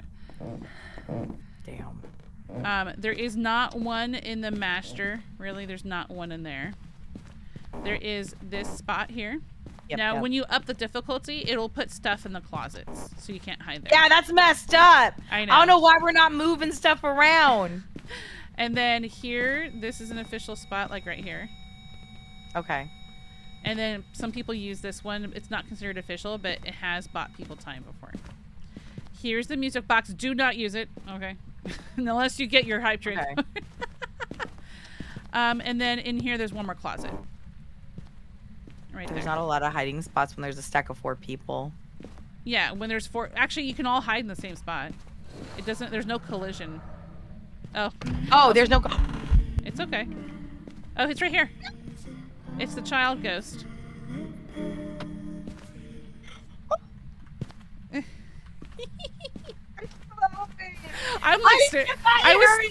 I was looking at it in the face, like, oh, look, it's the child ghost. Oh my gosh, you need help. I don't need help. I just my brain has gotten used to the difference between an event and a hunt, right? Like they cannot. I don't know, ma'am. I got hunted down last. Just no. I died. One thing that helps is during an event, the ghost will be not blinking, right? So you see during a hunt, the ghost kind of disappears for like a second off and on. Okay. All the ghosts, there's 4 different ghosts that have different types of blinks. And the rest, so there's like one type of blink for most, and then 3 other ghosts have different blinks. Explain this to me. So, like, I know like some of the ghosts can move around, like, but when you find like the primary location, how does that work, right? With the AI on it, does it still cycle around the entire house, and that's just the home where it keeps going back? Like, how does that work? So the way that like as a player that you learn how it works is that you got the ghost room, which is its favorite room. The higher the difficulty, the more they can actually change that room. So you have to like constantly check the temperature sometimes to see if it's moved or not, or if you're not getting any evidence, you're like, oh wait, I think it might have moved. But on the lower difficulty like this, it does not move. So it has its favorite room. The ghost can wander a little bit, like to the next room, or like it usually stays pretty close though. It doesn't wander super far, especially on a small map. And it will hunt. So like the ghost is always there. It's just invisible. And so the ghost can wander into the living room. So right now it's the master bedroom, right? So it wanders into the living room and it starts to hunt. It'll quote unquote spawn from the living room. But it will wander everywhere during a hunt. It'll go all over. But then it will quote unquote despawn. It's always there, like, so it's always spawned, you just can't see it. And so it'll wander all over. But the ghost room will always have, like, the favorite room will always be colder than the rest, and that's where the evidence should show. Okay. And then the blinking is during a hunt, the ghost will, like, disappear for like a second. And the Deogen has a specific blink, but nobody, like, really uses it because the speed is so different from all the rest of the ghosts, where it's super fast, but then it's slow when it gets to you. And then you have an Oni, which doesn't blink out as much, so you see it more often. You see it for longer periods. And then you have a Phantom, which that one probably freaks people out the most in the sense that it's disappeared more often. You have a harder time seeing it during a hunt. And a child ghost that's a Phantom that is crawling is super hard to see. Like, you're trying to loop it and you can't see it over the countertop at all. Yeah, the crawlers, man. Yeah, the crawlers are mean. No, I don't like the ankle biters. And you asked about Elora earlier. Right. You can actually watch my movie prediction video, and I used, like, the most popular piece of lore to kind of construct my prediction of the storyline around. And it's funny because of, like, you have your predictions, but they don't just flat out, like, answer your questions at all about, like, no. I'm not gonna. I'll have my prediction, and then they have a lore update in the future, and I'll update my prediction based on that lore. And then when the movie comes out, I'll break it down, and then I'll do, like, also a video about what I got wrong, which is probably be everything. Who knows? Okay, I want to sit down and hear this lore prediction. I've gotten into. What happened was I started playing FNAF, and then I had no idea about this lore situation, and then, like, I went down that rabbit hole, and I'm like, oh my gosh. So Phasmophobia, right? Because, I mean, they come up with this game, but they have to try to connect these dots of, like, oh, well, it actually popped, and now they're asking questions maybe we didn't think about, and so it's really cool. It's going to be to see Phasmophobia with that. So we know it can only be maximum 4 main characters, right? Like, because that's just the general of, like, how the game is played, but who knows exactly how they'll approach it story-wise. So I guess we'll find out. True. Did you hear the music playing? No. Wait, hang on. Let me try. Is it still in here? It's quiet. I have so the music box that you could buy with the replica will play the music that the cursed music box in the game plays. Shut up. Which was written by the developer Ben Lavender. I met him at TwitchCon. He was a lot of fun to chat with. Oh, very cool. All right, let's get to the next round and learn some more. All right, we got our ghost. Woo! I feel bad because we're all on the same map. The other ones are scary. It's fine. You're learning. So You're learning. Willow's a pretty good one, except for, like, the stairs to the basement. Oh, wait. Are usually really dark. We didn't get the motion. Okay. Oh, because they have those extra are the goals. extra objectives, but we're not focusing on those. We're trying to teach you. Yeah. All right. So over on the truck, there, it all loaded. I was like, why isn't it taking forever? But it loaded. So another thing we can do is, if you want, we can up the difficulty, or we can keep it on amateur. There's not going to be a huge difference between amateur and intermediate. I trust you. I won't I trust you. And I've already done once of what happened. Okay. I've already experienced death with you. Okay, so I upped it to intermediate. Okay. And it gives you just a little, like, it cuts the setup timer in half. And it gives you ×2 rewards. Ooh, we're gonna get rich. Oh yeah. Oh honey, when you do Nightmare, it's ×4. Dude, I'm gonna sit in the van and let you do that and just get real rich. So, we're gonna cheat the system, okay? I want to be van princess, and when we need to replenish all the money, we're just gonna have you go in and do it all. We're just sit there with my newspaper. Yep. Okay. We're just gonna. It's fine. It's fine. See, I got big goals, big dreams. Jacka, thank you for the hug. Welcome in. Hi, Decca. I'm Mezzo.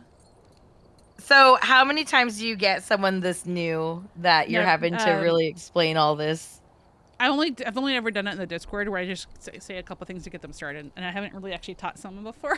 Wow, you're like, now you're gonna be Now like is my my little time to duckling. shine. Look, I'm your Twitch duckling. This has a new Yes. purpose and meaning now when you look at my badge. Like, that's the duckling. Oh my gosh, I want to get to the point where I can play. I'm just too I'm just too scared. I'm just too like, even like thinking about another map. I'm like, ooh, I don't know if I'm brave enough. Wait, am I doing anything toward the achievements with the blood moon? So usually you have to reload. Ooh, I'm at to really 11%. There you go. There you go. Yeah. I can't remember what I was at exactly. I'm at 74% of the badge. Oh, look at you. And then the trophy will update after that.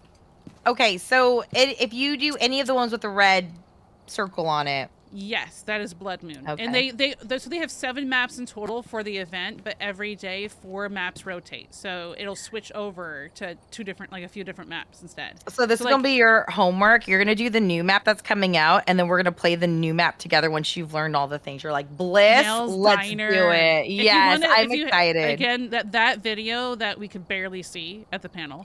Is on their YouTube channel, so you can get a better look at it that way too. Yes, like the lighting was rough, right? Where you're like, I don't want to complain, but like one of the fast partners in front of me kind of like turned, and she was like, "Can I turn off the lights for a sec?"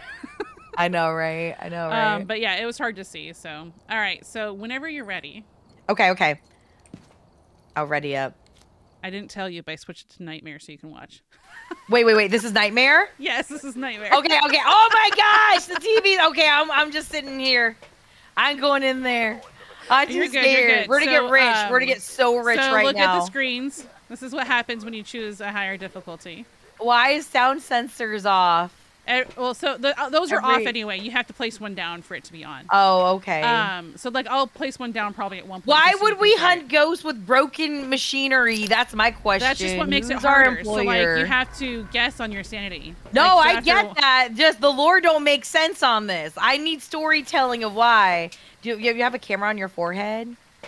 No, but I can, so you can watch. Yeah. There. Now walk over there. And okay. You can click on video cameras at the top. Or head camera, sorry. Head cameras. Oh, head camera. Look. Oh, look. Let's see. Okay. Now you're going to see how I try to operate with this. It's been a while, yeah. And it has been a while since I played. I love this. There was another game that's like this that was newer that they made, and the ghost can come into the van. That was disturbing. And so I was just looking for what the power is. My headcanon lore, ghost is angry, broke electronics with EMF as you pull up. That, you know what? I came in like a wreck. Altered all operatic. But shouldn't the van look a little bit more messed up too? Like, you know what I mean? Keyed up a little bit. So you're like speed running this. You're like, I need to get in and get out quick for my sanity. I'm kind of looking for, I'm checking hiding spots to see what's available. So this one's like filled with stuff. I'm checking what's available because that will determine if I have to watch it hunt where I'm going to hide, if it's one for me to hunt. So like this hiding spot in the hallway is available. That's a good one. And now so this one right here is also available. So I've got 2 I already know that are available to me. So now I'm going to be actually checking the temperatures. Because after you turn on the power, then the rooms start warming up. This looks like a horror movie. This just looks... You're like the found footage. It really is right now. See, like, I could watch other people play and commentate their poor decision making and judge them. Like, I'm great at that. So now I'm just like checking. Oh, okay. So here, 8.9. It is in the dining room again. Okay, dining room. Do you want me to? I could drop stuff off. Yeah, I was like, if you want to drop stuff off the door. Yeah, I got you. I'll be your door rat. I got you. That's another thing a van person can do too. Is oh yes. Stuff off like that. Yes. I'm very good at doing that stuff. Here, let me. I got you. I'm so good at this. Look at all that light. And so when the blood moon, when you're playing a map that does not have blood moon, all that red goes away. All the decorations are gone. Got your Jesus stick. Got your salt.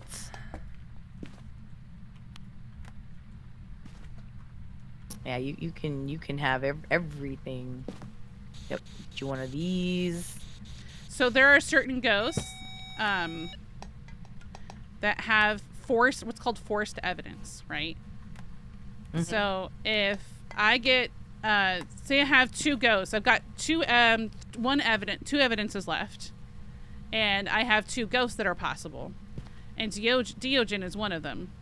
The thing with Diogen is that they don't have, they have forced spirit box. So if spirit box is not one of the evidences that you got, then you know it's not a Diogen. Because it would have spirit box. Now, Mimic and Twins are the most difficult ones, right? Because they kind of keep changing. Mimic will definitely change.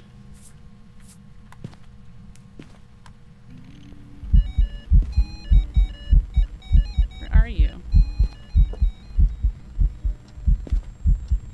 Can't see the dang ghost. I like Hammond. We're gonna write new Phasmophobia songs together. It's gonna be Sounds great. good, Hammond. I am a wonderful band princess. Look at all that stuff down. You don't even have to cut like Thank already you. there. I got you. I bring you sanity pills. Whatever you need, babies, I got you. I got my own sugar mama. Oh, ghost writing. Okay. Oh, they want to take the whole notebook with them. Oh my. Ghost writing. Gosh, my fingers are getting confused between some of the keys at the moment, too. And now, since I'm on 2 evidence, if it wasn't ghostwriting and it tossed it, I could not count it out because it could just be the one that it's hiding. Oh, hiding. Okay. It walked through salt, but I already knew it wasn't a revenant, wraith, excuse me, because of the ghostwriting. It's funny because in Dead by Daylight we have a killer named Wraith, and I'm like, what are you doing in here, you little goober? Let's see. Do I have Phantom as well? No, okay. Well, I know it's not a shade because it's doing events while I'm in the room with it. So that's one thing. Shades cannot do hunter events if you're in the room with it. That's EMF 4. It's like getting to know your relatives, and like, I didn't know about this side of my family, and I'm like, they don't. What ghost is your favorite? Like, which one where you're like, this is it. Everyone has Revenant, their favorite, right? Because I think it's hilarious how people react to it. Oh. And that's the one that can like see you and keep stalking you until you break the line of sight? No, so any of them will stalk you until you break line of sight if it can see you. But valid. except for Diogens, they always know where you are. Let's see. What's the Revenant do again? So Revenant is really slow until it senses. Oh, until it gets like really close to you, right? You drop a video camera off. Oh, okay. On a tripod. You can actually put the camera on the tripod on the wall. Oh. So you pick it up and then you hold F to place it on the tripod. Oh. Ah. Ah.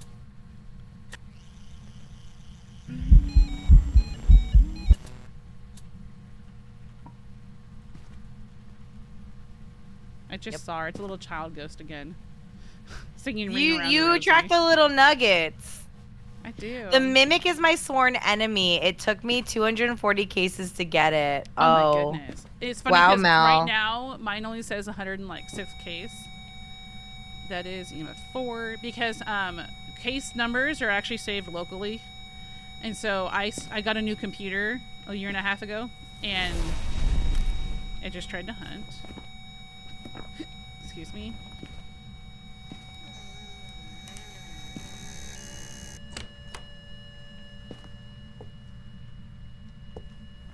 See, what are the ghosts? Ugh, still not getting some other. I don't think I got any ultraviolet. Let me get another smudge. Thank you for the camera. Yep, I got you, boo. Whatever you need. I'm like, I got you. Ghost orbs.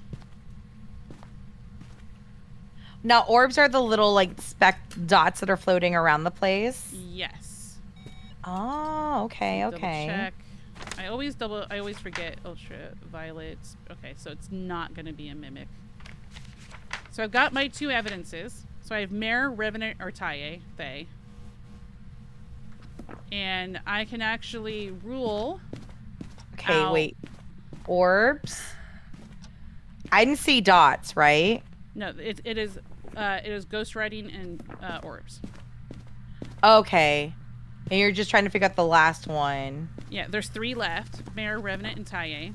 And one thing I can do is those 3, like a Taye, what I forgot to tell you in the last round, because we had a Taye, is they are really young at first. They're a young ghost, but the more time you spend with it, it's eventing.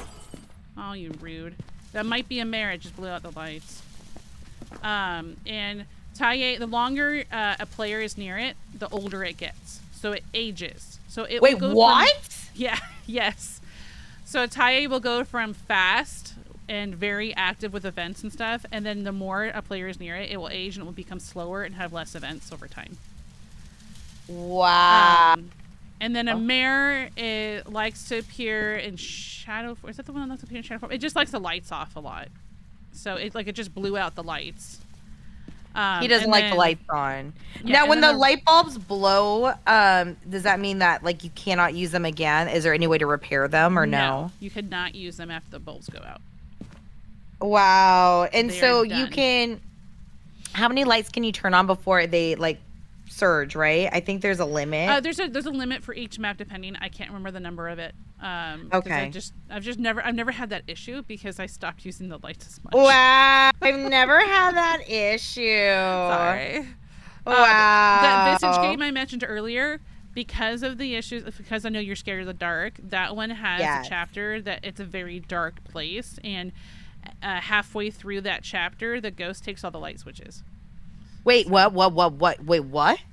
So in that game, each chapter has like a story. Oh. And in one of them, partway through the chapter, the ghost removes all the light switches from the walls and they're on the ground and you can't turn on the lights anymore. It's very freaky. They're dramatic, aren't they? Yes, they are. What is your biggest fear? Like, I mean, like playing like these spooky games. Is there anything there you're like, no, like spiders? Constant chasing is very scary, especially like for Phas, like I've played it so much that I'm not scared when the ghost hunts. Not a lot. Like it's like, sure. Gotta think. Like right now, the reason I'm in the living room, right, is the ghost is in the dining room. It's going to hunt from near there, and it will come this way and it will see me, and by its speed, I might be able to tell which one it is or at least cross something off. Gotcha. And when it comes at me, I'll smudge and run towards the hiding spots, which I know those are those 2. So, like, how long did it take you to learn how to do the proper, like, smudge? Right? Like, I haven't even gotten to that point where I'm bold enough to even attempt because of, like, if you miss, you miss, right? Yeah, if you miss and you die. And now that's happened to me occasionally, but I mean, it's just understanding the step of, okay, you see a ghost, smudge before it reaches you and walk through it, and then just go to hide. If you click the smudge too late, or if you don't have the lighter on you, because people have done that, where they forgot to pick up the lighter, then they go to smudge and it doesn't light. Oh, yeah. And to use the smudge the default is right click.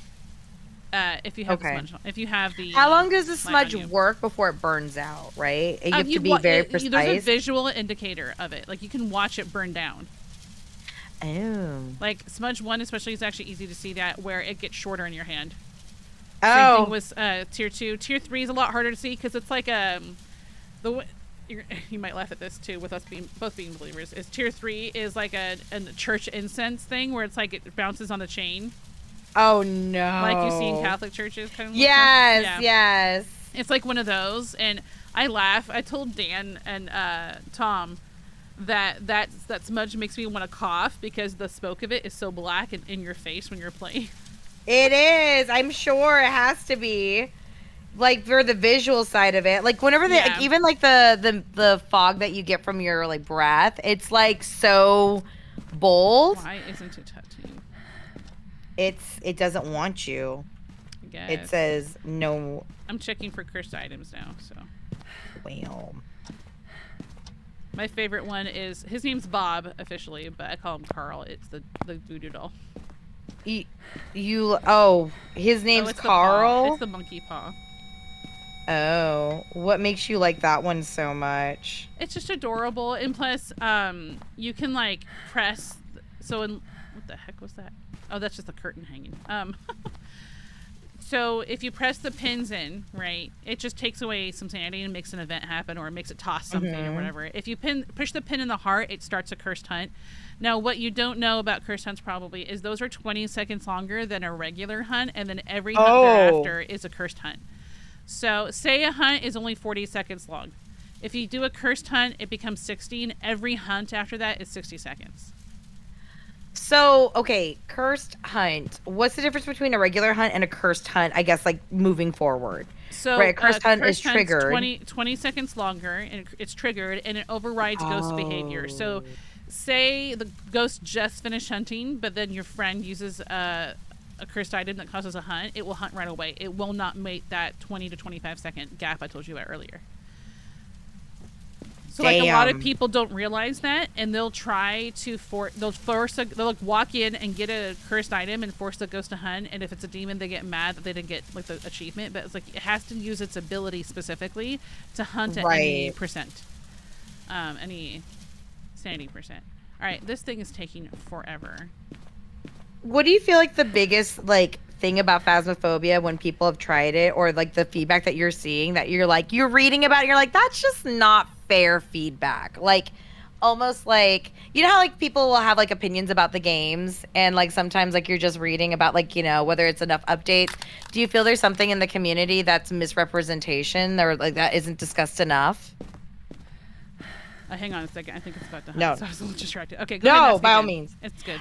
Is there any misrepresentations with like Phasmophobia, like on a topic or something that you feel like the game like devs like don't address it, but you feel like like you wish that like it was addressed more or something? No, because I feel like they've addressed it, but you're never gonna make everybody happy. Yes. And like the biggest conversation that I see is, so technically when you buy Phas, you're buying a license to play it. Okay. You don't actually own it. And there's an end user license agreement that you agree to when you start playing. And one of those things is modifications to the game. Okay. Mods are a bannable offense. And cheating. Anything that modifies the game files. And a lot of people wish there were mods, like at least support for them and stuff, because but they just argue about it, and I'm like, it's not going to matter because it's just not allowed. You can argue all day and night about why you think mods should be allowed, but they're just not. And so for me, like I've used mods in other games, but those game devs allow it, right? They're perfectly fine with it. So I'm good with using mods there. But if a dev team has a specific vision, then I respect that. And if someone decides to mod the game despite that, then they have to understand the consequences if they get caught. It's also difficult because of like you're trying to regulate something and keep it within your dream scope of what you have versus like repo, where repo is a little bit more open world of being able to do those things. Yeah, but and we the majority, kind of expect it. Naturally, as a moderator for the Discord, sometimes you see cheater reports and you take them or whatever. Oh, it's just doing an event. Hi, it's a crawler. And it just crawled to me while it was evented. The baby wants you. Yeah, how sweet. So with the mods, mostly what I see people do is grief others. They don't there's no improvement to the game. They're just doing it to mess with people and kill other players or whatever. Right. There's a lot of stuff you can do with mods, but it doesn't improve the actual gameplay at all. And then the other thing is you'll have trolls, like rage baiters, come into the chat and say the game is dead, which is far from it. You wouldn't have 550K plus. Like the server is 550,000 plus people. And you would not have a dead game if there were that many people in the server. Right. No, it's thriving. So I think the devs, because we also have a developer FAQ section where there's been some questions and answers from the devs directly in that section. And people will complain about it, or they'll say that there hasn't been a good update in ages. I'm like, well, that's just because you're not happy with it. It doesn't necessarily mean other people aren't. Right. And so, unfortunately, there's a circular conversation that happens between people who won't change minds. And I'm like, you can think what you think, but I'm happy, and I don't really care what you think. So, if I'm happy with the game, I'm happy with the game. There are games I haven't been happy with, but it's not like I'm going to go and start Like, people will get disrespectful to each other, which is really, really sad. You should be able to have an open conversation about why you agree or not. I know it is really silly, Black. Yeah, It's Blackjack, really that's silly. crazy, right? Because this game, I to have a film team up with, Blumhouse, like there's nothing dead about it, right? It shows that it's such a pop cultured thing that there's something to be said of it. Okay, So I just forced it to hunt in a second. why are you forcing it? And you know what the camera changes to when it's hunting? It gets more blurry. I forgot it makes it dark. Oh, it's crawling right by you.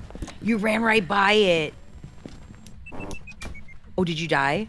No, I had. It can sense electronics, right? Oh. So if you leave the headset on, I'll turn it back on when it's. No, you're smart. You're smart. I can't watch your death. Live on pay-per-view.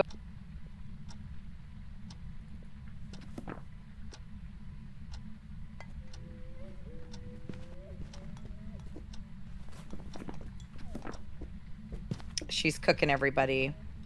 Don't you worry. I'm listening to it.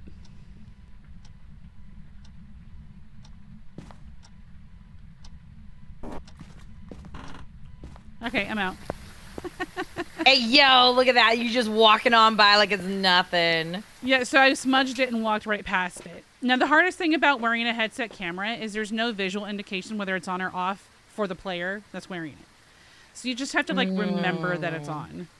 It sounded like pretty normal speed. We had been with it for I had been with it for a few minutes and stuff, and it doesn't seem to be really fast or really slow, so I'm pretty sure it's a mare. Oh, okay, a mare. Yes. So we have Ghost Riding Ghost Orbs that leaves rare, a mare, Revenant, or Thay. Revenant is super slow until it senses you, and it should have been really fast right away because I had the head cam on. The weakness And is turning the lights on around the mare will lower its chances on it. Oh, okay, and that's why it broke the light. Yes, it broke the lights. Okay. And then a Taille would have been like either really fast or really slow because it depended on how long I had been in there with it, and it should have been on the fast ride. It wasn't in there very long. A Revenant would have been super fast right away because I had the headset on and it would have sensed me. Okay. And what you didn't see from your side is when I clicked on the monkey paw, right? Mm-hmm. And I chose I wish to see the ghost.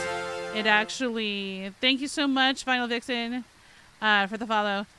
And it actually darkens your sight. So I could barely see anything. Oh, okay. You click I wish to see the ghost, and in about 5 seconds it starts hunting, but your vision dims. That ghost has determination. But because I know the map pretty well, I was able to get to the closet without much of an issue, but I saw it crawl right past me. Like, do you foresee, like, where do you see Phasmophobia going in the long run? Do you see it just continuing to stay in the realm that it is, or do you see it making, like, an off-branch, like, more party-style game? So I mean, obviously I'm not a developer or anything with the game. Sure. But from what I know, because they have what's called a Trello board, which a Trello board is a way that you can see what the devs are working on right now and what phase it's in.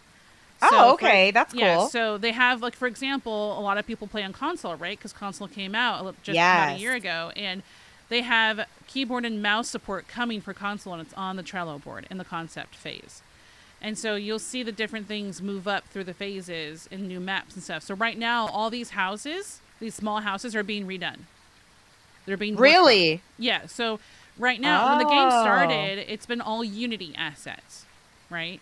Mm-hmm. Which are pre-done assets you can buy at the Unity store. And so when they made Point Hope, that was their first map that they had all their own art and everything on there.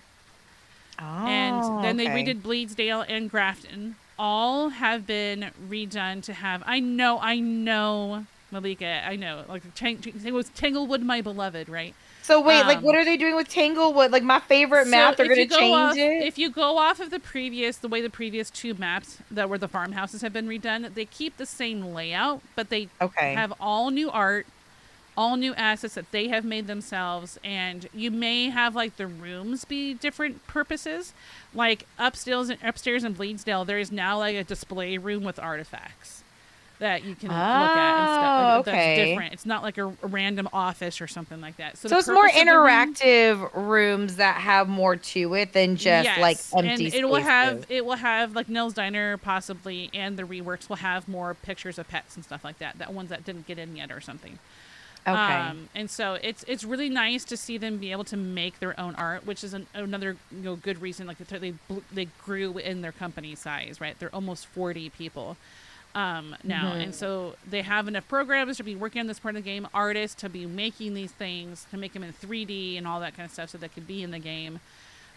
So when it comes to like even later down the road, I can only hope that they'll redo all the medium and large maps.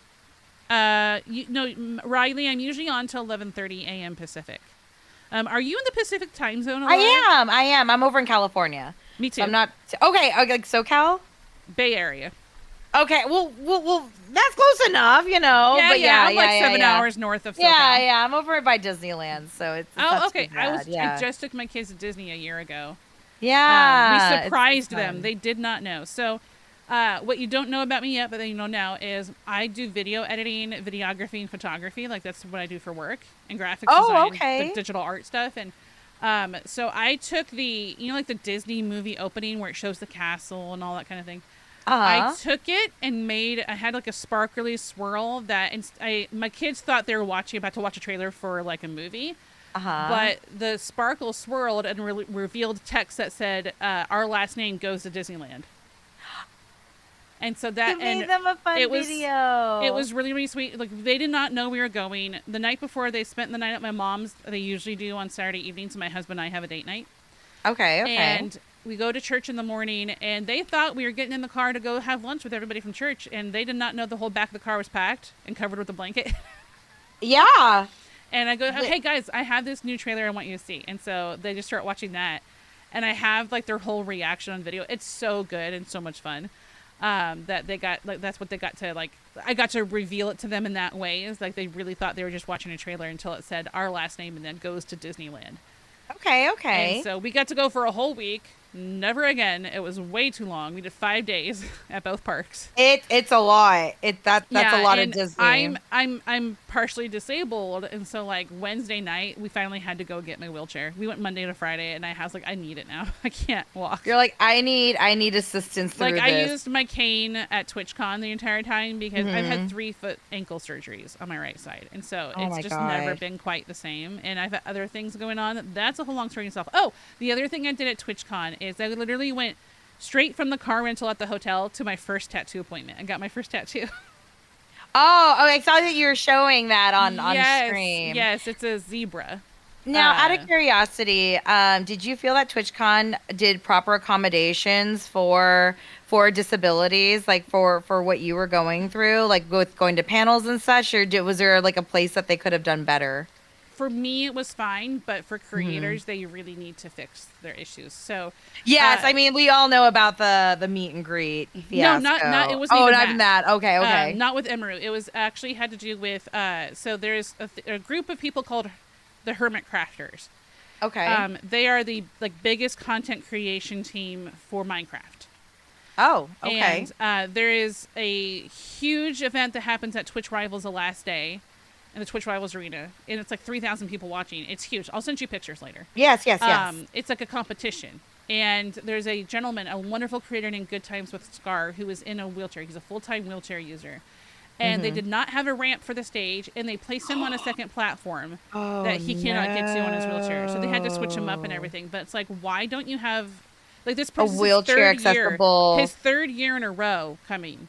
I think it's the third year, and they didn't have a ramp. They said about accommodations too. Like when you filled out the information for TwitchCon, if you're in any panels and such, you had to say if you needed accessibility assistance. Which is what I did, right?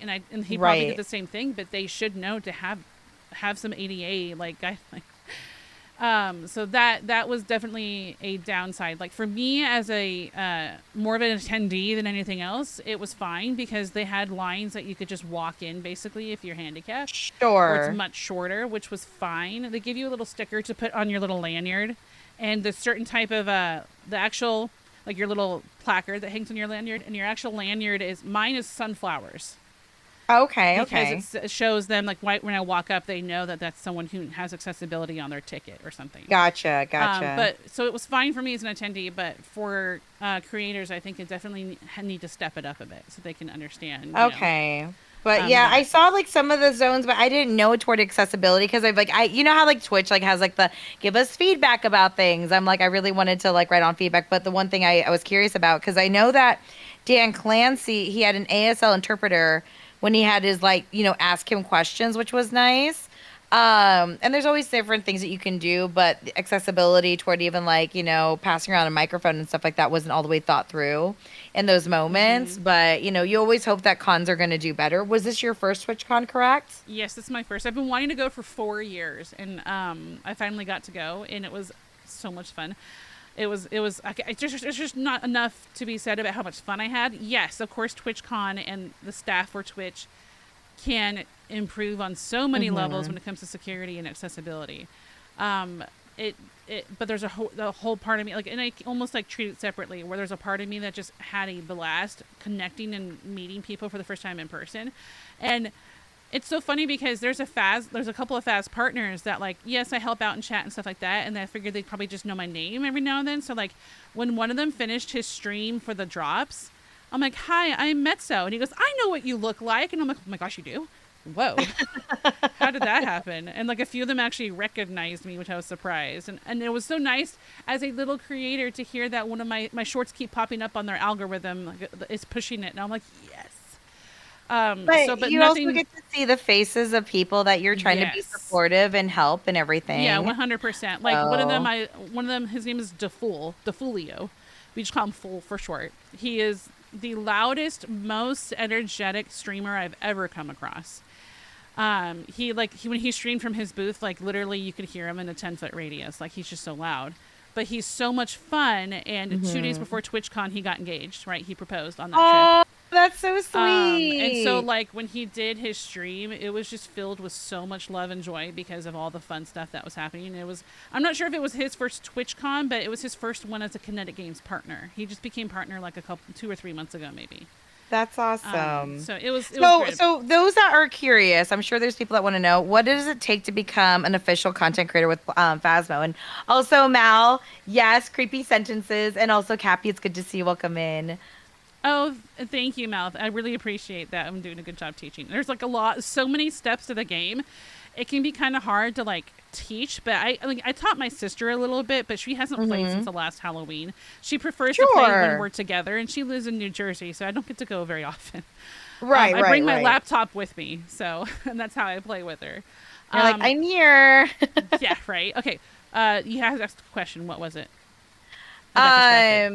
What was my question here? I even forgot it myself because I was just enjoying conversation. I know. Like becoming a Phasmophobia partner. So I know a lot of people ask those questions, right? So in the Discord, there's actually a page called Partner Application that takes you to a site for you to apply, and it will let you know if you meet the actual requirements for it. There's a certain like view requirement over 6 months and stuff like that they had previously used. I don't know what they specifically are right now because, I just don't look at it. When someone asks, I say, go ahead and check out this channel. I'll link the channel and say you can find out the information there. You plug in your info and it will tell you if you qualify or not. And then what they used to do is that you had to qualify. They'd have to look at your stats. And then if you didn't qualify, you had to wait a month before you could apply again. Now it'll just let you know right away if your stats are not there. So there's not like a waiting period to find out, because someone will apply and then you find out 2 weeks later you didn't get it. Then you have to wait a whole month versus like you just find out right away if your stats aren't there yet. Right. But there's, an average viewership, which actually it's harder than like Twitch's partner program. That's fair. Yeah, it's harder than that, and there's a lot of perks to it once you become a partner. As many know, partners get a 24-hour access to updates, early access. So, like the last when they had Blood Moon, partners got to do an early access. Now, none of their points counted towards it, but they were able to use it for content to show people what to expect and this is what this map looks like and stuff. And when Nell's Diner comes, they'll get the 1-day access like they have all the previous ones and stuff. So they can show on their content creation, so they spend that 24 hours like in the morning as early as they can, like making their content and then releasing it or streaming it or whatever. To be able to show that. And so there's lots of perks towards it. You know, that as you saw, two of the partners got to talk on the panel, which was Hydra Sung and JoJo. Both very nice people. It was really great to meet them in person. And a whole slew of them that were. I was sitting next to one of them that was Defulia. He just kind of like ended up plopping next to me, and I'm like, oh my gosh, hi. I actually didn't meet him until that. Like I met him for like 2 minutes earlier before going to the panel. Right. And so. Yeah, it's a very strict requirement section, but you can always go in there and check if you meet it before you apply. So I mean, it's not to like give discouragement toward people, right? It's like, you know, it's not gatekeeping. It's just being transparent and honest. So if you have 600,000 people that are in a Discord server, a lot of them want to make content. Yes. But also when you have a 40-man team, that's not a very big range of people to be able to manage all their content creators, right? 100%. So I can't remember exactly how many creators are in the program itself, but one of the reasons it's kind of strict is because they want to know that that whoever applies is a content creator that has worked hard for their following, that is a fan of Phasmophobia, that they know people will watch, right? Because they're got the perks of being able to have the access 24 hours early and stuff like that. They want to make sure that they reach an audience to tell people about it. And so and with, like you said, 550,000 people in the server, and like say half of them want to apply, obviously you're going to have a very, strict and high expectation type of application, because you can't just let anybody in. Like someone who has 2 average viewers and 20 views on their last 2 channels, like the last 2 videos on YouTube or something.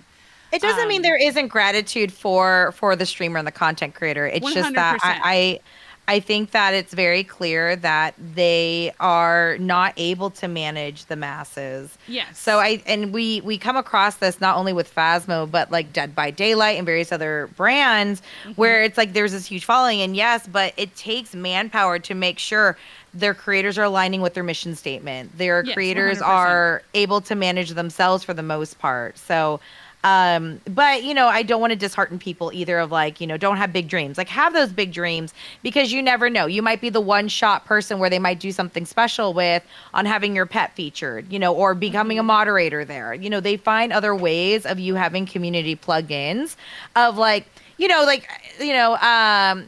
Mets, like you don't have those numbers to be like an official partner, but you were still very active with Phasmophobia, and it sounds like they very much value you. They took you out to dinner and things like that. So there's other ways to plug in those communities if that's a passion, while still being content creators, right? Absolutely, yeah, of course. Like actually, this is my first time playing Phas since I did a big fundraiser for TwitchCon a while back. I did an 8-hour stream. To fundraise for it, but that's the first time I've streamed it since then. I was like, oh, someone wants me to play Phas with them on stream. Yes, please. Yes, because I haven't been able to play a huge amount. This is only my second time playing since the Halloween event started, like a couple weeks ago or whatever. All right. So, but yeah, they do appreciate all their Discord staff and all the work that we do, because we work. Our number one priority is making the community safe. Right. And I think that with the moderations and the team, like they understand it's voluntary. They understand that not everything is extreme. Like a 40-man team is not, like, it seems big, but it's not big when you're talking about. Yeah, like Rockstar Games has over 6,000 employees, I think. Right. Like GTA and stuff. So like they have a huge. But also like Phasmo, like camera, and I don't get to use it. You're not also like they're not making income consistently with the person who already bought the game. Right. Yeah, exactly. Like, so they have to change it up, and that's why they do partnerships and stuff like that, so that there can be other avenues of income to be able to keep the content going too. So I think it's really mindful, and I think it's very uplifting again to see, Phasmo having an outreach of being able to connect with people while, still understanding that balance of, meeting in the between, right? So, okay. So I know that you're limited on time, but I want to do at least one more map before you, because I know that you're. Let's see if I got this one right or not. Yeah. We'll do this, but I want to do like your favorite map. Like I want you to like take me into like what you do. Shauna, can we get a shout out for Shauna? Hi, how Shauna. are you? Speaking of awesome content creators, we didn't get to chat over at TwitchCon, but it's so good to see you. I'm learning Phasmo right now. I'm learning the Phasmo. I'm a big chicken, Oh, so. it was a tie. Ah, I still got oh, $500. that's so. You know what? 500 is 500. That's It's more than what we 500. made. That's All more right. than what we made. So Okay. Willow is one of my favorites. So we'll Okay, switch okay. to Willow for this one. Tanglewood is actually my favorite, but we've been playing it, so I'll do my second. Okay, favorite. okay. We'll go to your second. I like Tanglewood too. And we'll switch to lower difficulty. Okay, so okay. You can feel a little bit braver Nightmare about mode. going I'm in. like, no. I did it without telling you. I'm like, I'm just gonna click Nightmare, and I looked at my camera and I did like a face. But Sean, I'm so sad we didn't get to meet up over at TwitchCon. But I saw you a few times. I'm like, she's so busy and popular. I know you were. But it's so good to see. Thank you for stopping by to say hi. Hope you're doing well. There was actually one content creator. Oh, thank you, Mal, for the follow. There's actually one content creator I was bummed to not meet. It's Who? Someone, he's one of the Hermit Crafters. I've edited for him before, and he's a Kinetic Games partner as well. Oh, okay, okay. So I'd hope his name's Impulse. I'd hope to come across him, and I actually walked like right by him on the street. But I was with my group of people heading to the trolley to go back to the Airbnb, and I saw him walking with like a few other people, and he was on the phone, and I was like, that's not the right timing. So I just walked by. I was like, no, I'm too respectful to be like, hi. No, and I'm not. I had a situation over at TwitchCon where we were over at a bar for a bunch of DVD gamers, and I was gonna talk to Ghost Arcade because I have a charity tournament coming up for Dead by Daylight. Okay. And so we want to talk with them. So this whole group is like going with me, like, let's go talk to him. And like we see like there's cameras like set up in the back. We're like, abort mission. Oh, that man's busy. Before you walk in, I'm gonna show you this map. Okay. What are we doing? So this map up here tells you where the power is on the the professional lower. So you see the battery charger. So the power is in the basement. Okay. So I'm just letting you know that's what that tells you. Sounds great. I'm gonna watch you do that. I'm like your camera person in this game. Okay. All right. Okay. Good. So this is your second favorite map. Okay. The only problem I have with this map is power does not start on in this one. Is that the stairs to the basement don't have a light. And so if you have just all the regular lights on, summoning circle for the. I'm the ghost hunting cameraman. That's right. That looks like a party down there. The first item is a summoning circle. Yep. All right, power is on. So I'm gonna. Oh wait. How do you turn on the thingy thing? Thing. This thingy, the beamers. Oh, 9.4 right here. It's cold right now because the power went off. Okay. So this is like the moment I take. My head just, you've been saying this many times. It did not take in the fact of here's a hiding spot. I've been doing Phasmophobia wrong for many moons. So yeah, it gets warmer. Hi, Vet Gamer. It goes well. So this is a hiding spot here. Boop. Okay. And whenever you do the hiding spot, always remember to turn off your electronics or throw them. One of those two. I'm gonna throw everything at them. So actually, I think it might be in the garage. What's inside of the car, though? Do you see the stuff in the car? Yeah, it's the garage. Yeah, it's all filled up, right? Yeah. Yeah. It's just I'm not finishing that acid, I think. Okay. Yeah, they sense electronics. I'm gonna get more stiff. Oh no, that's my. Yeah, they sense all electronics, Mal. You if you're holding the camera, it's fine, but if you take a picture, it will sense it. So it just depends on what you've got on you. If you've got the head cam on your head and it turns on, or you've got the headlight or night vision on, it'll all tier 3 is night vision. It's like you could, but it will read it, and then Shauna's like they're ready to leave. Is all. Yeah, they're ready to cook. All right, let's turn. I didn't mean to turn on a match. No, stop it. Turn on the light. I still like the fact of them singing "I came in like a wrecking ball." I came in like a wrecking ball. Oh yeah, so share so you were telling me a little bit before stream. You do opera singing. I do, and I used to do requests until Twitch got really strong on their DMCA. But one thing I got infamously popular for, known for in my community, is SpongeBob SquarePants theme song and opera. Oh, I gotta hear that. I mean, like, let me know. I mean, it may not be today, but I need to hear that. I will send you the link to like I did a fundraising stream.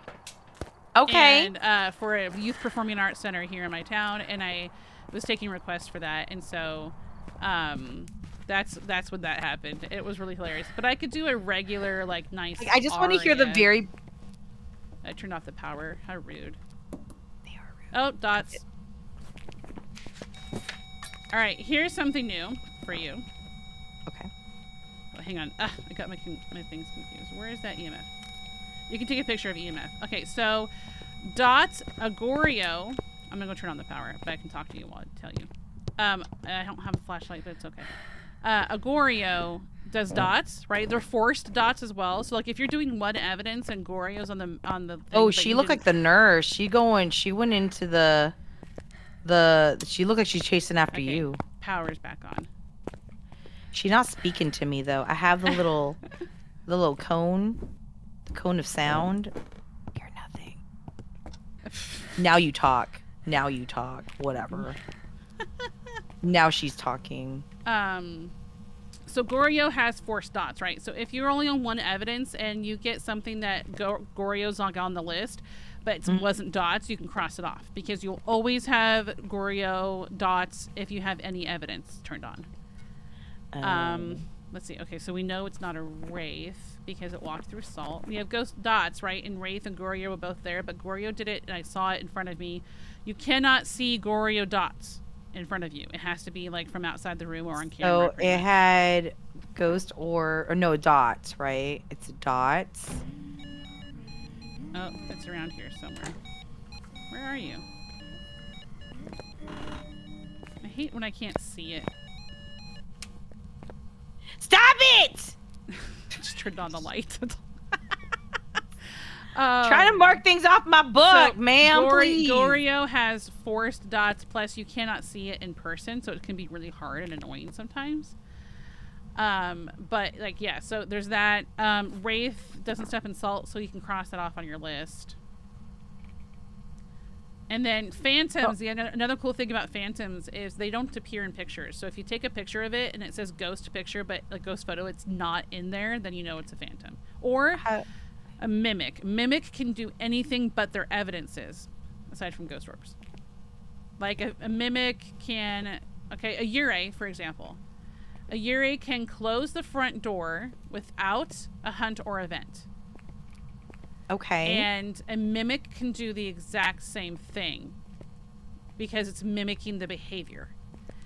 The only quote-unquote ability that's like mimicking an evidence is a ghost orb. Even on 0 evidence, you can see ghost orbs from Mimics. Oh. Yeah.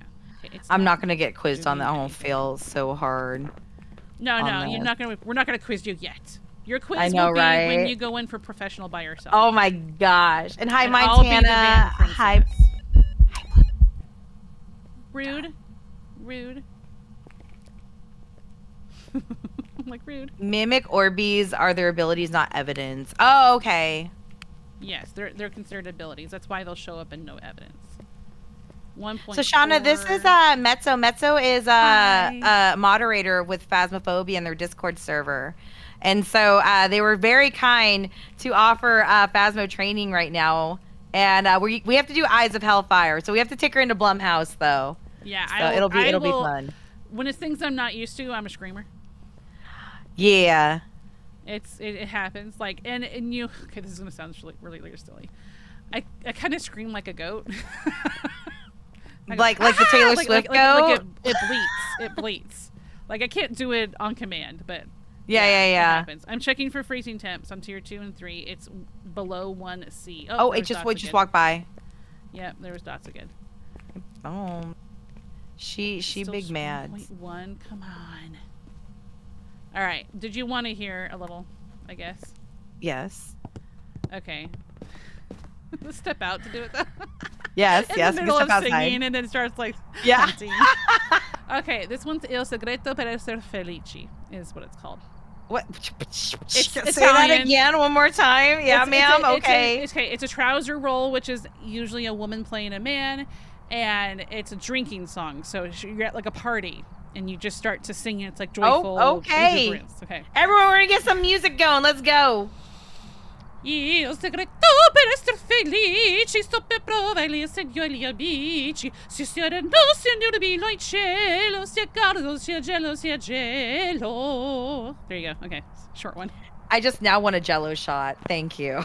You're welcome. Shots. I actually have a shirt. Little John, let's go. That was beautiful. I have a shirt that says "Let's do shots," and it's a photo, but it's a camera because I do photography. Thank you. Oh, that's Thank cute. you.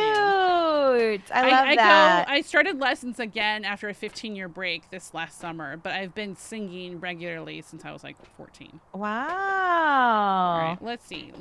And Shauna, I hope that you love your Blumhouse games goodies. It was really sweet of them to send us. Natalie takes so good care of us. She's like, we don't need any. She didn't sign my autograph book. What else can I throw at? I know. I put the book down for her. I signed. One of the Kinetic Games partners brought a replica of the Tier 3 ghostwriting book and asked me to sign it. Shut up! That's fun. Yeah, that was pretty cool. That is exciting. Sure. Oh, come on. Yeah, the panel was great. I really liked the panel. Here we go. So we've got Banshee, Yuri, Yokai, Reiju, or Fae. And it's not doing much, so that makes me think Fae. Okay, what's the last thing for Fae? Let's double check. Fae is going to be ghostwriting, and it hasn't written anything. So one thing that a lot of people don't realize as well is things like the Spirit Box and the ghostwriting book. Yeah, fair. Exactly. Don't have, they have a range. So people will walk around the room or place 2 ghostwriting books if the room's kind of big. Just to, like, make sure. Also, Shauna, I felt the feelings. Like, again, I'm not this, like, huge, like, Phasmophobia gamer. I'm learning it. I've had the game. I played it here and there, but I felt the, like, emotions from everyone. I'm like, oh, it was so beautiful. It was so great to see all these, like, devs coming together with the creators and hanging out and chatting about things. How does this thing work? This looks like it's going to get me HBO. Oh, so you place that down. Oh, there's dots again. And that is a sound sensor. So say you're a van person. You place the sound sensor down. How do you place it down again? Just F. Just anything that you place is F. Okay. And now when you walk into the van and you look at that sound sensor board, you can go do that. Ooh, yeah. It'll say garage. It should say garage. Garage. Garage. A garaje. Mi español es muy limitado. Teaching Spanish playing Phasmo. Oh, okay. I see it. 42%. Okay. Is it picking up you or is it just the ghost stuff? You can hear everything pretty much. Oh, yeah. It picks up you too. And then same thing with the parabolic mic. So sound sensor can be used for a couple of things, right? A van person can hear things.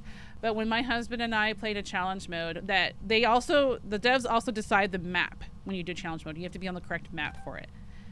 Are you recording? I mean, why not? GG easy. Get that booty. I mean, you might die, and that could be worth some dinero. Okay. Yeah. Right. Okay. Let's see. What it cannot be. It can be any of these. Ugh. Goodness. Okay. Let me try. You know, I realized I didn't start my timer for the last 2 hours. Oops. And no one told me. How could you not tell, even though I know. Even though I didn't know about it, but how could you I know. I hate Nancy Wheeler from Stranger Things, and so I'm stuck playing her in Dead by Daylight. It's the worst. I can't stand her. Steve deserved better. That's all. Steve did deserve better. Steve is so awesome. Right? His hair's so fluffy. My son has had really fluffy hair like that, and he could have played him one Halloween when he was like 7. Oh man, that would have been so baby Steve. Would have been cute. Now I have 2 boys, and they're 12 and 15. My 12-year-old is 6'1". Oh my gosh. How tall are you though? I'm about 5'8". Okay, well, I'm 5'1.5", so I mean... Actually, no, it was so in the Discord server for like a few days after TwitchCon, I was named, excuse you, turn off the light. I was named Metso the Tall. Oh. Because of all the Phas Discord that was there, I was the tallest. Oh my gosh, that's so funny. So one of the lead admin who was not able to go on the trip said, "Now you are a tall tree." It's like, thanks. And Shauna, yeah, Steve did deserve better. He did. He did. Why am I not It's getting fine. anything She else? can stay with Jonathan Byers. I swear, if they try to put them together, I want to smack them with a stick. So the most recent change to Ure, that has nothing to do with like specific evidence. Ure Okay. is, aside from, so the front door can close without a hunt or event with the Ure, right? Mm-hmm. But now the recent changes that have been, excuse me, made, I have the hiccups, are that they are saying, right? I haven't had this confirmed. Polar, yay! Polar is in my chat, and she's one of the admin of the Phas Discord. Hey, Polar, it's nice to meet you. I'm Bliss. This is Bliss, and Hi. so people are saying, reporting since the change, that a Ure cannot partially close a door.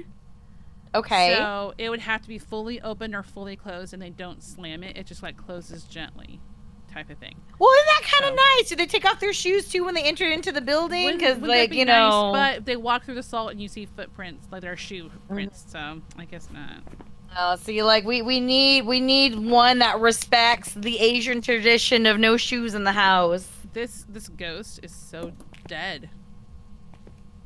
Like, I as in, like, mean, it's not doing. That's why I think it's a fae, because it's literally not doing anything anymore. you're saying that she's useless? Oh, she just turned. Oh, did you turn off the lights? Oh, wait, I see a dot, like the little white particle. Yeah, it's a ghost orb, so we have that one. Oh yeah. Okay. Well, I'm catching up. So if we think it's fae, it's gonna be ghost writing, but it hasn't done anything. Do you want another book? Maybe he wants a better book. I brought both of them in. Well, damn, woman, we need an autograph.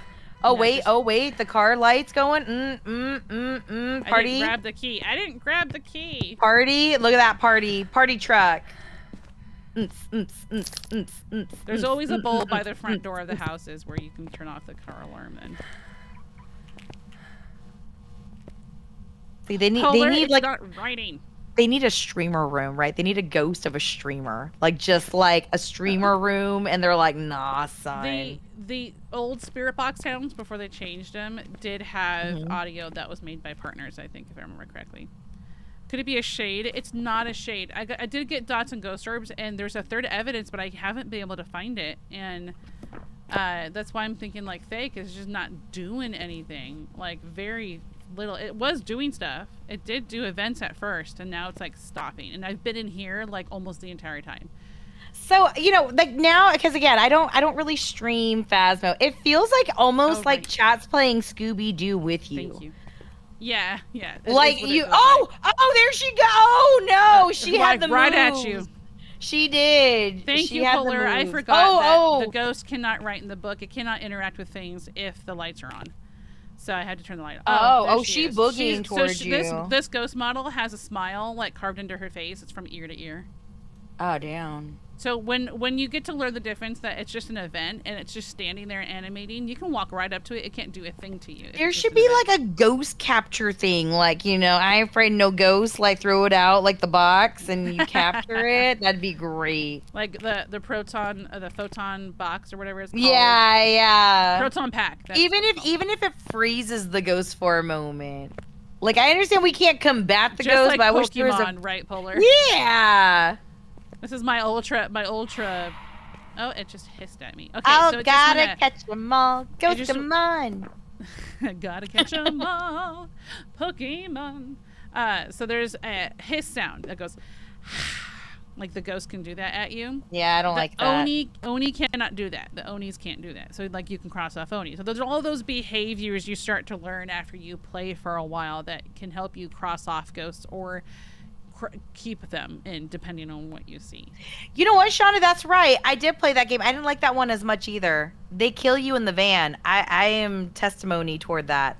Demonologist I've played with a friend a couple times. While I'm not a big fan of like just because I'm so used to Phas and their characteristics there are different, in Demonologist they just use a lot of jump scares to get you.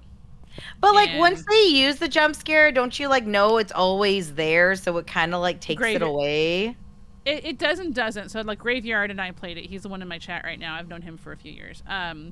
It gets you at first a couple times because you might not remember it right away. But and it's the one that's made me scream like a goat a couple times. And like for Graveyard, he's actually the host of a horror podcast.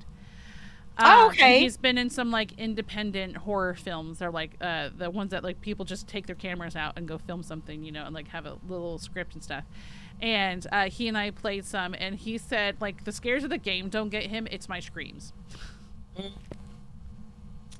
Well, I mean, I hate I remember collecting rats, and that's when I hit the point where I'm like, nah, I think I'm good.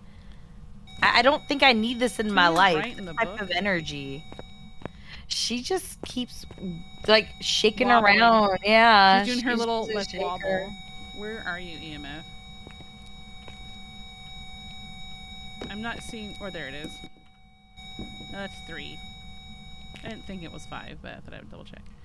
It would be interesting to play, like, sit down and actively, like, play all the ghost, like, hunting games, and then, like, to really assess them. Or at least, like, watch others and, like, put into, like, a tier category of where they kind of land. I feel like Phasmo feels like such a good, like, one where I feel like it's wholesome enough where, like, kids could play. You know what I mean? Well, my 12-year-old's playing with us. Is a lot. I feel like that one's a lot. And it's got, I like the artistry of it, too. I think it's pretty good. The new graphics maps are really nice, yeah. The new maps for Phas, if you compare, like, the quality. Oh, EMF 5. No, 4. Dang it. That was only 4. Stupid. Shauna, share with me your list. I'd love to see your list and hear about it, because that'd be interesting, because I have people always trying to talk me into playing these games, and I'm like, I don't know, you guys. It's a Graveyard. I need someone to play Ludo with me. Someone has to scream. You know, of all the people to scream, it's going to be me. Yeah, okay, ma'am. We catching your videos. Don't worry. Shauna's like, you're making me work. I have to do. I guess you got to update it, babes. Guess you got to update it. It hasn't even I like tried to hunt. Like disappointed. You're disappointed? Let me look at your sanity situation. You're at 1%. Yeah, I'm not surprised. But like, she's literally on top of you. Oh, now she wants you. Oh, rude. I took a picture and it didn't count.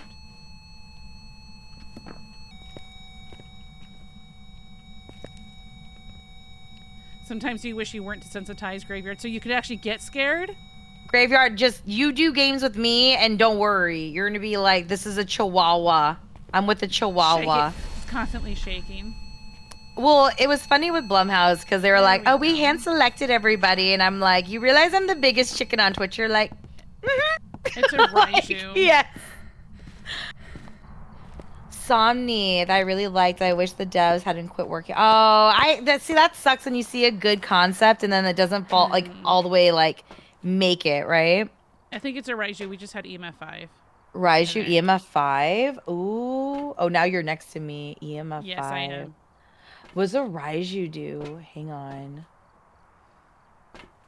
I feel like they need names. Like Graveyard, you have to pretend to scream. No, I've never heard you pretend to scream. You need to pretend. Don't worry, I'll scare you. You're gonna jump scare because of I'm gonna like. You're gonna be like, woman, stop. Just like, no. I don't scream with Phas, but I've screamed with Look, there was a game I played called 9 Child Street, like 2 weeks ago, and on Friday nights, my husband and I do like sleepovers with our kids. So we each take a kid and we focus on what they want to do or whatever. And after they fall asleep, like, so in my office is also a guest room. It has a futon. And that's where the youngest sleeps. And so that night was my night with him. He passed out and I decided to go ahead and stream a scary game, but I couldn't scream because he's sleeping behind me. And so I'm like, like trying like really hard not to scream because I will scream if it's a game I'm scared of. No. What game so it was, what was the games again that you mentioned before? It was so Visage made me scream. That was the one that I told you the ghost in one chapter takes all the light switches away. The 9 Child Street I screamed, and part of that was they use sound where it's like super loud in a couple spots, but I also was trying to be super quiet, so maybe it just the contrast was really big. I did Screaming Demonologist because of the jump scares it had, and I hadn't played it before. And then, oh gosh, now I'm like blinking. I haven't played as many horror games. I mean, Alan No, Wake. you're good. Alan Wake 2 was so good. Oh my goodness! Like, so I'm one thing aside from scary games. One thing I love is stories in games. Mm-hmm. I used to do a lot of point and click adventures even. I can remember the first time I ever felt scared playing a video game. Okay, okay. So there is this series from like the early 2000s called Darkfall, if I remember correctly. Okay. And in the first one, there's like these your character finds this video footage at this gas station, and Okay. petrol station because I think it takes place in the UK. And Petrol, let's go. yes, the giant these giant rocks. Like you find piles of ash throughout the place, and you turn to discover that those were people. Oh, And okay. you see the footage of this, like, and I was maybe 11, so I was like 10 to like 11 years old or something, 11 to 15 maybe. No, I was probably 15. And you see the rock come through the gas station and like just touch a human, and they evaporate. Oh. So, and yes, Graveyard, the stupid guy who was laughing at me in Seventh Guest. Seventh Guest was like like a scary point and click, but it wasn't really scary. Like nowadays, it's seen as very campy. So that they have a VR version now too. That's like a remake of it. But yes, that was the first time I felt scared because I watched it, and like here I am, like 14, 15 years old, playing it for the first time. I'm like, like I felt my heart racing. Like, oh my gosh. Right. Like I don't. The scariest game I've ever played is FNAF. Dude, that game. I'm not even kidding you, dude. Like it just the whole game is jump scare. That's it. Yeah, that's the whole. It's not just jump scare. It's the anticipation that they may be coming down the vent or something. It's the darkness. It's the lack of being able to move. It's like every one of my fears is like in a game, and then they use cute little animatronics like Disneyland characters, and I'm like, I hate you, and I hate Chica. Look at Chica's face in the entire game. In the camera, she like her face is like, I'm too dead to play. Now I just nope. I literally cried real authentic tears when I beat like the fifth night. I was we so took my son happy to see the movie, which of course Blumhouse did. When I took my son to see it, he loved FNAF. He played it and everything. Halfway through, at one point in the movie, got scary. He goes, "Can we leave?" I'm like, "No." Did he get? How did he do with it? Did he do okay with the rest? It was finished. He was fine. He hasn't watched it since, but he was fine afterwards. He didn't like get nightmares or anything. And now he's 15 and a half, and he was like, he got very excited when like the Afton character, all that kind of stuff, when the stuff that's in the game started happening, right? Because I feel like I mentioned it a little bit in my video, like every time a video game movie is made, they do some type of fan servicing type of stuff, right? Where like Resident Evil is gonna have stars, like in like the second movie or whatever it was that they had that character. They have like things that'll make you happy as a fan of it. Like in the Phas movie that's coming up, one of my like joke predictions is like, you know, the game is known for its very campy, janky way the characters move. And I'm like, I don't really see how that would be in the movie, except for like a game within the movie, like as a joke, as an homage to it or something. Right. But like, so anyway, so I mean, I'll send you the prediction video later so you can like watch it. Yeah, like that would be great. 8 minutes or so long. I think that's fine. I think seeing like what we can do now with just looking at like gaming and bringing it to the wider audience is really great. And I got an opportunity because I'm over in Southern California. Jason Blum came out with a book of 15 years of horror movies, and he sat there with James A. Janice with Dead Meat, who I love. I loved getting to chat with both of them. They're very lovely gentlemen. And talking and seeing how he thought about horror and what brings out things. And when he was talking about FNAF specifically with Scott, he was like, we just focus all on the fans. He's like, if you try to like bridge it where you're focused on the audience that isn't familiar with it, you're going to lose your fans. And so like seeing FNAF, the movie, was amazing. And I got to do the Halloween Horror Nights. We did that. And That's I went fun. through the FNAF house, which was amazing and great. You saw the animatronics. You saw like some of them were piloted by someone like behind the scenes, you know what I mean, to make them That's like cool. move. That's But pretty cool. it was very creative of how they implemented it. So I just it's very thoughtful of what they did with FNAF, and I think it's hopefully gonna give other like gaming companies the courage to be like, this is what we want, this is what we want to do. So I know like that Blumhouse worked with FNAF and how particular Scott was. I'm sure that, Phasma was like, okay, we can be particular about things. So if they want the janky things, they can have the janky things that they want.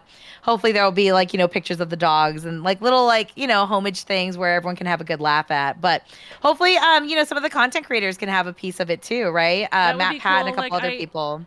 I had part of my prediction video was whether or not Yeah. candidate game partners would be in the movie or not. But I said I do like imagine a couple of the devs making like a little cameo, but I feel like Hmm. it'll be a throw in. Like so FNAF was like big and it had Matt Pat in there because he was always good on that kind of stuff.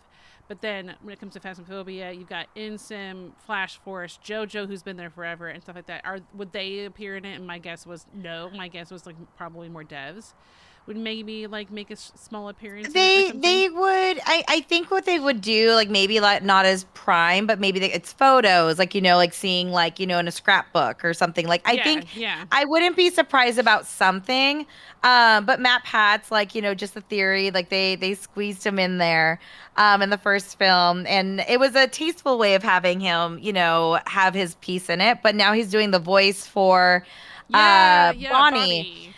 That's So I think awesome. that was a very tasteful way of saying, hey, like we're using your voice as a character and you're not focused on, being live on there. So it could be that maybe they use our voices for the ghosts or maybe it's, screams or something. You know what I mean? There could be something to break like, pay tribute toward the community in that way.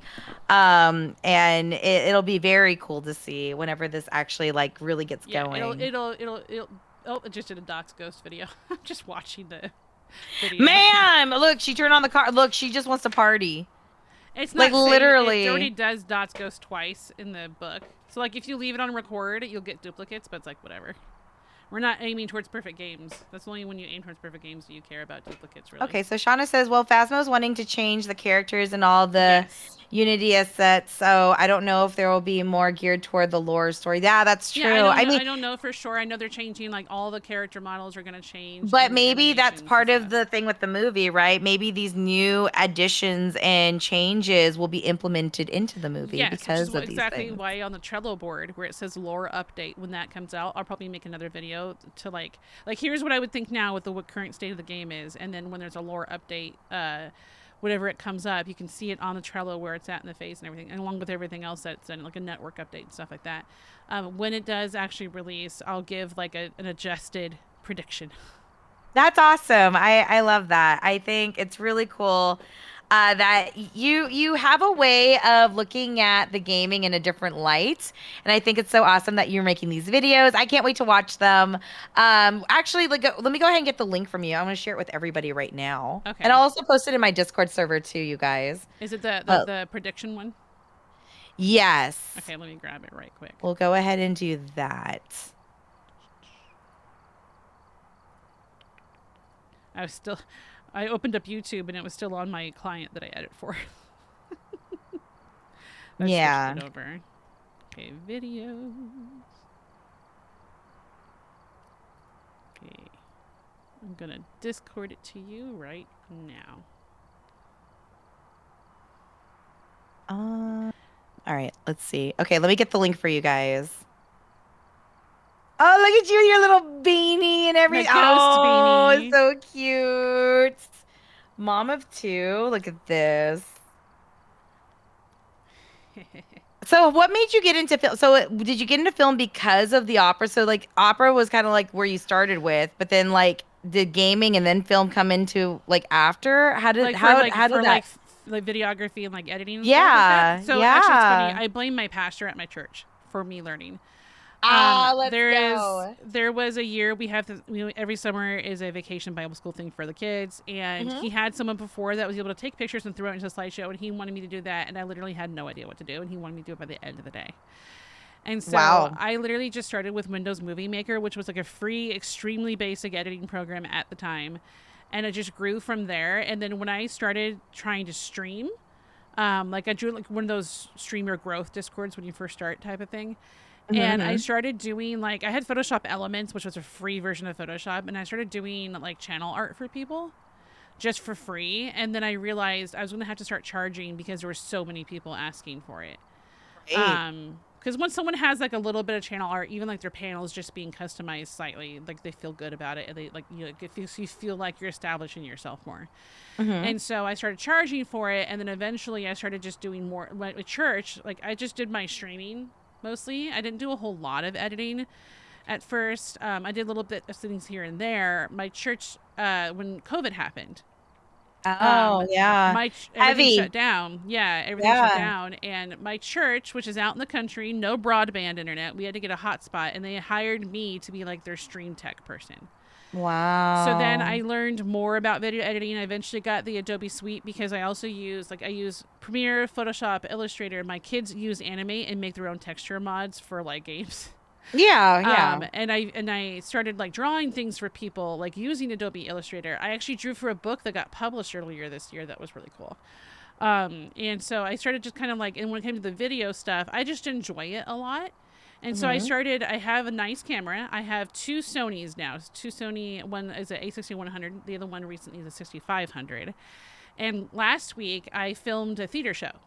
Like for a small show was done. So I do that stuff too. I don't just do like editing for content creators. I will come and film something. So I had 2 camera angles for this where it's a wide shot, and one that I did close up that I'll cut to when appropriate type of thing. So I just got really into, a lot of people I knew were like interested in having someone that did that. And so I was like, I kind of know how to do that. And so I just started learning. I'm mostly self-taught on everything that I learned, both like technology, watching YouTube, like tutorials if I can, or just playing with the program. And now my kids are kind of into like, you know, they use Adobe Animate to make their own, like my son will play Sonic. And instead of Sonic, though, it'll be a character he created animating instead. Like, so it won't show Sonic anymore, stuff like that. But I love filming. I love editing. I really enjoy it. I don't get to do it as much as I'd like. I enjoy editing, I think, more than anything because the humor I get to put into someone else's video, especially, is kind of fun. Well, there's the guy from Hermitcraft that I edited for, right? I did some clip montages for him. And there was just one thing where he plays a bunch of Phasmo with his friends, right? And then they go and try the Backrooms multiplayer for the first time. And he goes and hides just like a very similar way that he would hide in Phaz. And so like, when he went and hid, I just put some text on the screen that said enter Phasmophobia hiding mode. And it was just like, it was kind of funny. I just loved it. I thought it was hilarious. And so I kept all that kind of like putting humor into people's videos. It's kind of fun. And then whoever you do, like when you watch that person's content, you kind of understand their humor enough to be able to throw that in. So my favorite part of my whole business in general is the video editing aspect. Okay. I wish that was my passion project. It is not my passion project. I don't like editing myself very much. I do like take clips with my Stream Deck throughout a stream, and then after my stream I'll throw it into a template, get it done really quick with my presets, and be like, okay, I'm done.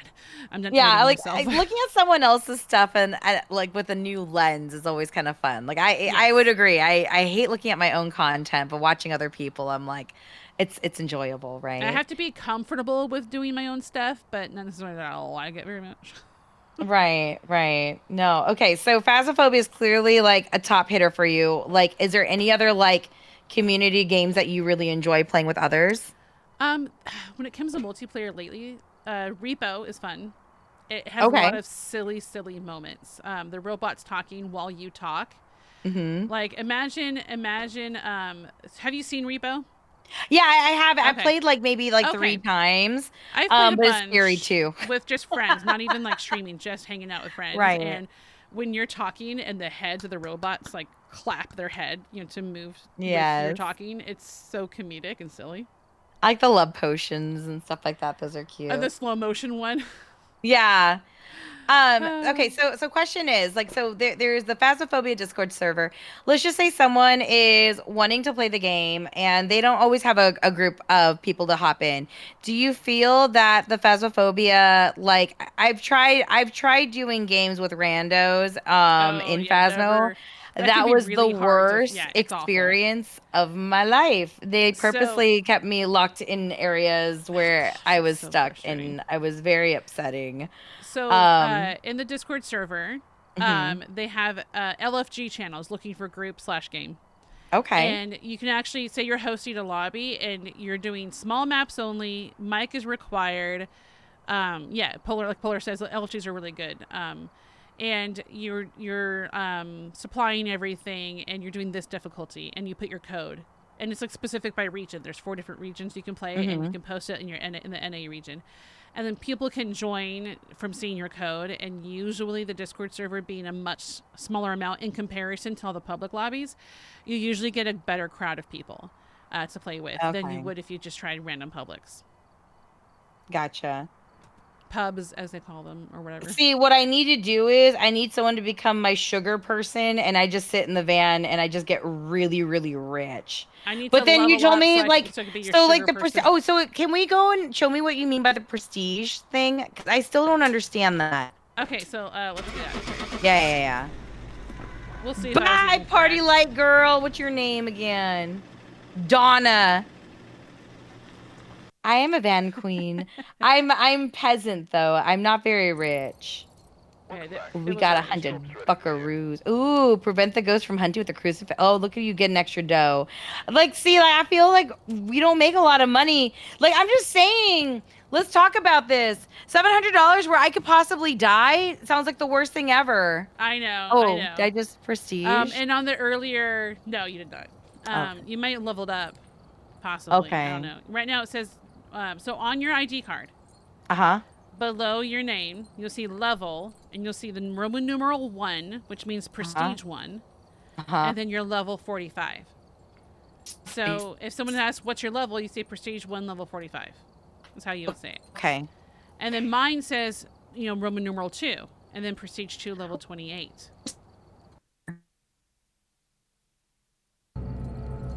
Welcome back. There's some jobs ready. Like, is there... Oh, I is- got client timeout. No, no, no. It's all good. How many prestiges are there? Like, is 20. there like 20? Yeah.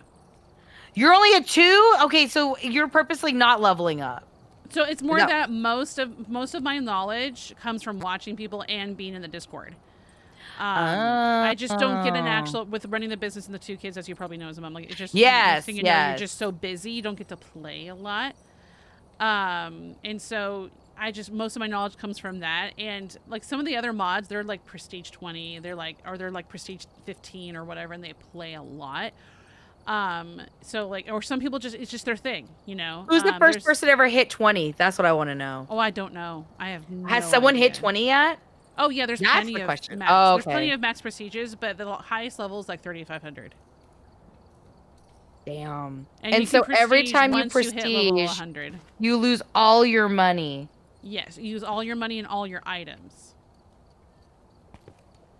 Shut up! Oh my god, I'm so sorry. Damn it, Cursed. The Chica jump scare. That is Chica. hilarious to hear with no Oh my context from this side. Yeah, like... Look, Polar, I have I'm not 229 yelling at points you. towards Blood Moon. That scared you? Good. I'm glad. First, thank you so much for the bits. I appreciate it. Okay, so if I wanted to prestige, how do you prestige? Or does it like So you ask have to you? reach level 100 first. Oh, okay. And then when you get to the way you prestige is once you leave 100, you go to the main menu lobby, and just under your ID would be a little spot that says prestige, and you click on that to prestige. And you lose it will ask you- everything. Yes, you will. Yes. So what How- you gain is a new patch. So like on my ID card, it had a 2 on it because I'm prestige 2. And you get another slot for a loadout. Like you can make another loadout, custom loadout. That's what you get right now. Yes, but you lose all your items and all your money. It's as if you're starting over again. That's why like you'll see some people who are prestige 1 level 3000 because they don't want a prestige. Okay, so my next question is this plaque. I remember this was special, and I just don't remember what it was for. So 2 years ago, last August, they had what's called Ascension Update. That's when they changed all the items and the leveling system. So that number 12 that it has for you, I saw it on your arm. It actually appears on your arm as well. That is what your level was before that update happened. Oh. What was the highest level then? I didn't keep track of levels, but I know fine. someone who had like 60,000. Damn. Like, it was easy. I have 45. That's all mine is. There wasn't a cap. There wasn't a cap? There was not so a cap. So people are walking around with like 200 bazillion levels? Who even knows exactly? They probably maybe have it somewhere, but I was level 45. That was it. Polar, what were you? Polar, you tell me. Polar's gotten APOC, right? Haven't you? APOC is so tough. APOC? So Apocalypse has 3 settings, difficulty 1, 2, and 3. She was 23, 2, 3, 4, 5. That's really funny that you stopped there. Oh, you'll never forget. So on APOC has difficulties 1, 2, and 3. 3 is the hardest. Where you either get you pretty much it's just the hardest setting. You're super slow. The ghost is super fast. You get no evidence on the APOC 3. If you do APOC 3, like so, there's trophies that come with it, right? APOC 1 is the bronze trophy, APOC 2 is silver, and APOC 3 is gold. If you do APOC 3, you would qualify all the other achievements as well. And how it would show is you'd have a golden, like whatever one you went for, you'd have a skull on your shelf. So, yeah, so you just it would just appear on your shelf after completing it. So what I'm hearing is I need to go in with a sweat squad and be like the ultimate van princess. Yeah, you'll eventually, but you cannot be a van princess with APOC. You have to go into the No, building. you have to go inside the house? So you have to get the ghost correct. It's only single player, right? It's single player. Wait, what? No. Yes. Oh, it's single player on Sunny Meadows Unrestricted, which is the mental asylum. We did Tanglewood Polar for Blood Moon.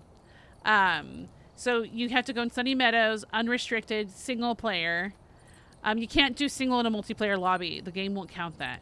You have to be in a single player lobby. You have to get the ghost correct. You have to get the extra objectives done. And you have to get a ghost photo. Those are the 4 like qualifications along with being a single player on Sunny Meadows unrestricted. That's crazy. Yeah, so like when you go in, like the hardest difficulty makes it so the flashlights don't work. So there's no point in taking a flashlight. People use parabolic mics, like, because it'll have sound in the direction you're pointing it in. So like, it'll tell you kind of like the direction where the ghost room is. Okay. And so you can try to like find it. A lot of people will find it by EMF signal or it tossing something in front of you or something. And then it hunts constantly and it's super fast and there's like very little to no hiding spots. You can outrun a Diogen, but you just have to not get stuck. So you need to know the map pretty well. And what ghost rooms are ghost rooms and stuff like that. Because there's some rooms that like are never a ghost room in some maps, right? So that's crazy. Yeah. Tier 3 lantern, yes, that's always really good because it helps with a lot of light. Because Tier 3 lantern, just like the other firelights, are not an electronic, so you can see a little bit better with that. And the ghost can't sense you if you're like far away or hiding somewhere. It won't sense it. That's just it's impressive to see such a base game like for like just get some evidence but they made it much more complex. And I love the waiting queue area where they have like the balls and the stacking things and such. Oh yeah. I thought that was a lot of fun. Yeah. That brings a little bit of like humor of the fact of like you are waiting sometimes for your friends and you're not just bored out of your mind. Yeah. Licking the wall. Kind of hang out and looking at the wall, right? Yeah. Your next thing is in the lobby, whether you're in single player, main player, whatever. For yours, like it'll show you can see what cursed items you've used. Okay. And you can collect. So you know how you find a bone on the map. You can whenever you pick one up, the game logs it and it will help you collect an entire skeleton, pretty much. Oh, I think I'm missing some bones on my skeleton too, someone said. I don't remember. I'm not missing any at this point. Okay. I don't know how many pieces there are And Maybe then I the got tarot them all cards, now. The tarot cards, you have Oh, to... I'm missing a lot of those. I'm missing 2. You have to pull them to get it. And what's really cool, so there are 2 cursed items that can help you be revived. There is the tarot card that is the High Priestess. If it burns gold, it's a true High Priestess. And if you die, you come back to life. Or whoever dies next. Oh. And then if I died, right, in that round where the cursed monkey paw was there, you could actually go grab it and say, I wish for life. And it would bring me back to life. But it also gives a chance for you to die. Wow, that's Yeah. always nice. Anyway, Yes, I'm I 30 did say minutes look past them up. my No, by my all usual means. time. Thank you so much for hanging out. I really appreciate the games. I hope you have a great afternoon. Yeah, we'll have to do this again. We will. I'm looking forward to it. But have a good day, okay? All right, you too. Bye-bye. All right, bye.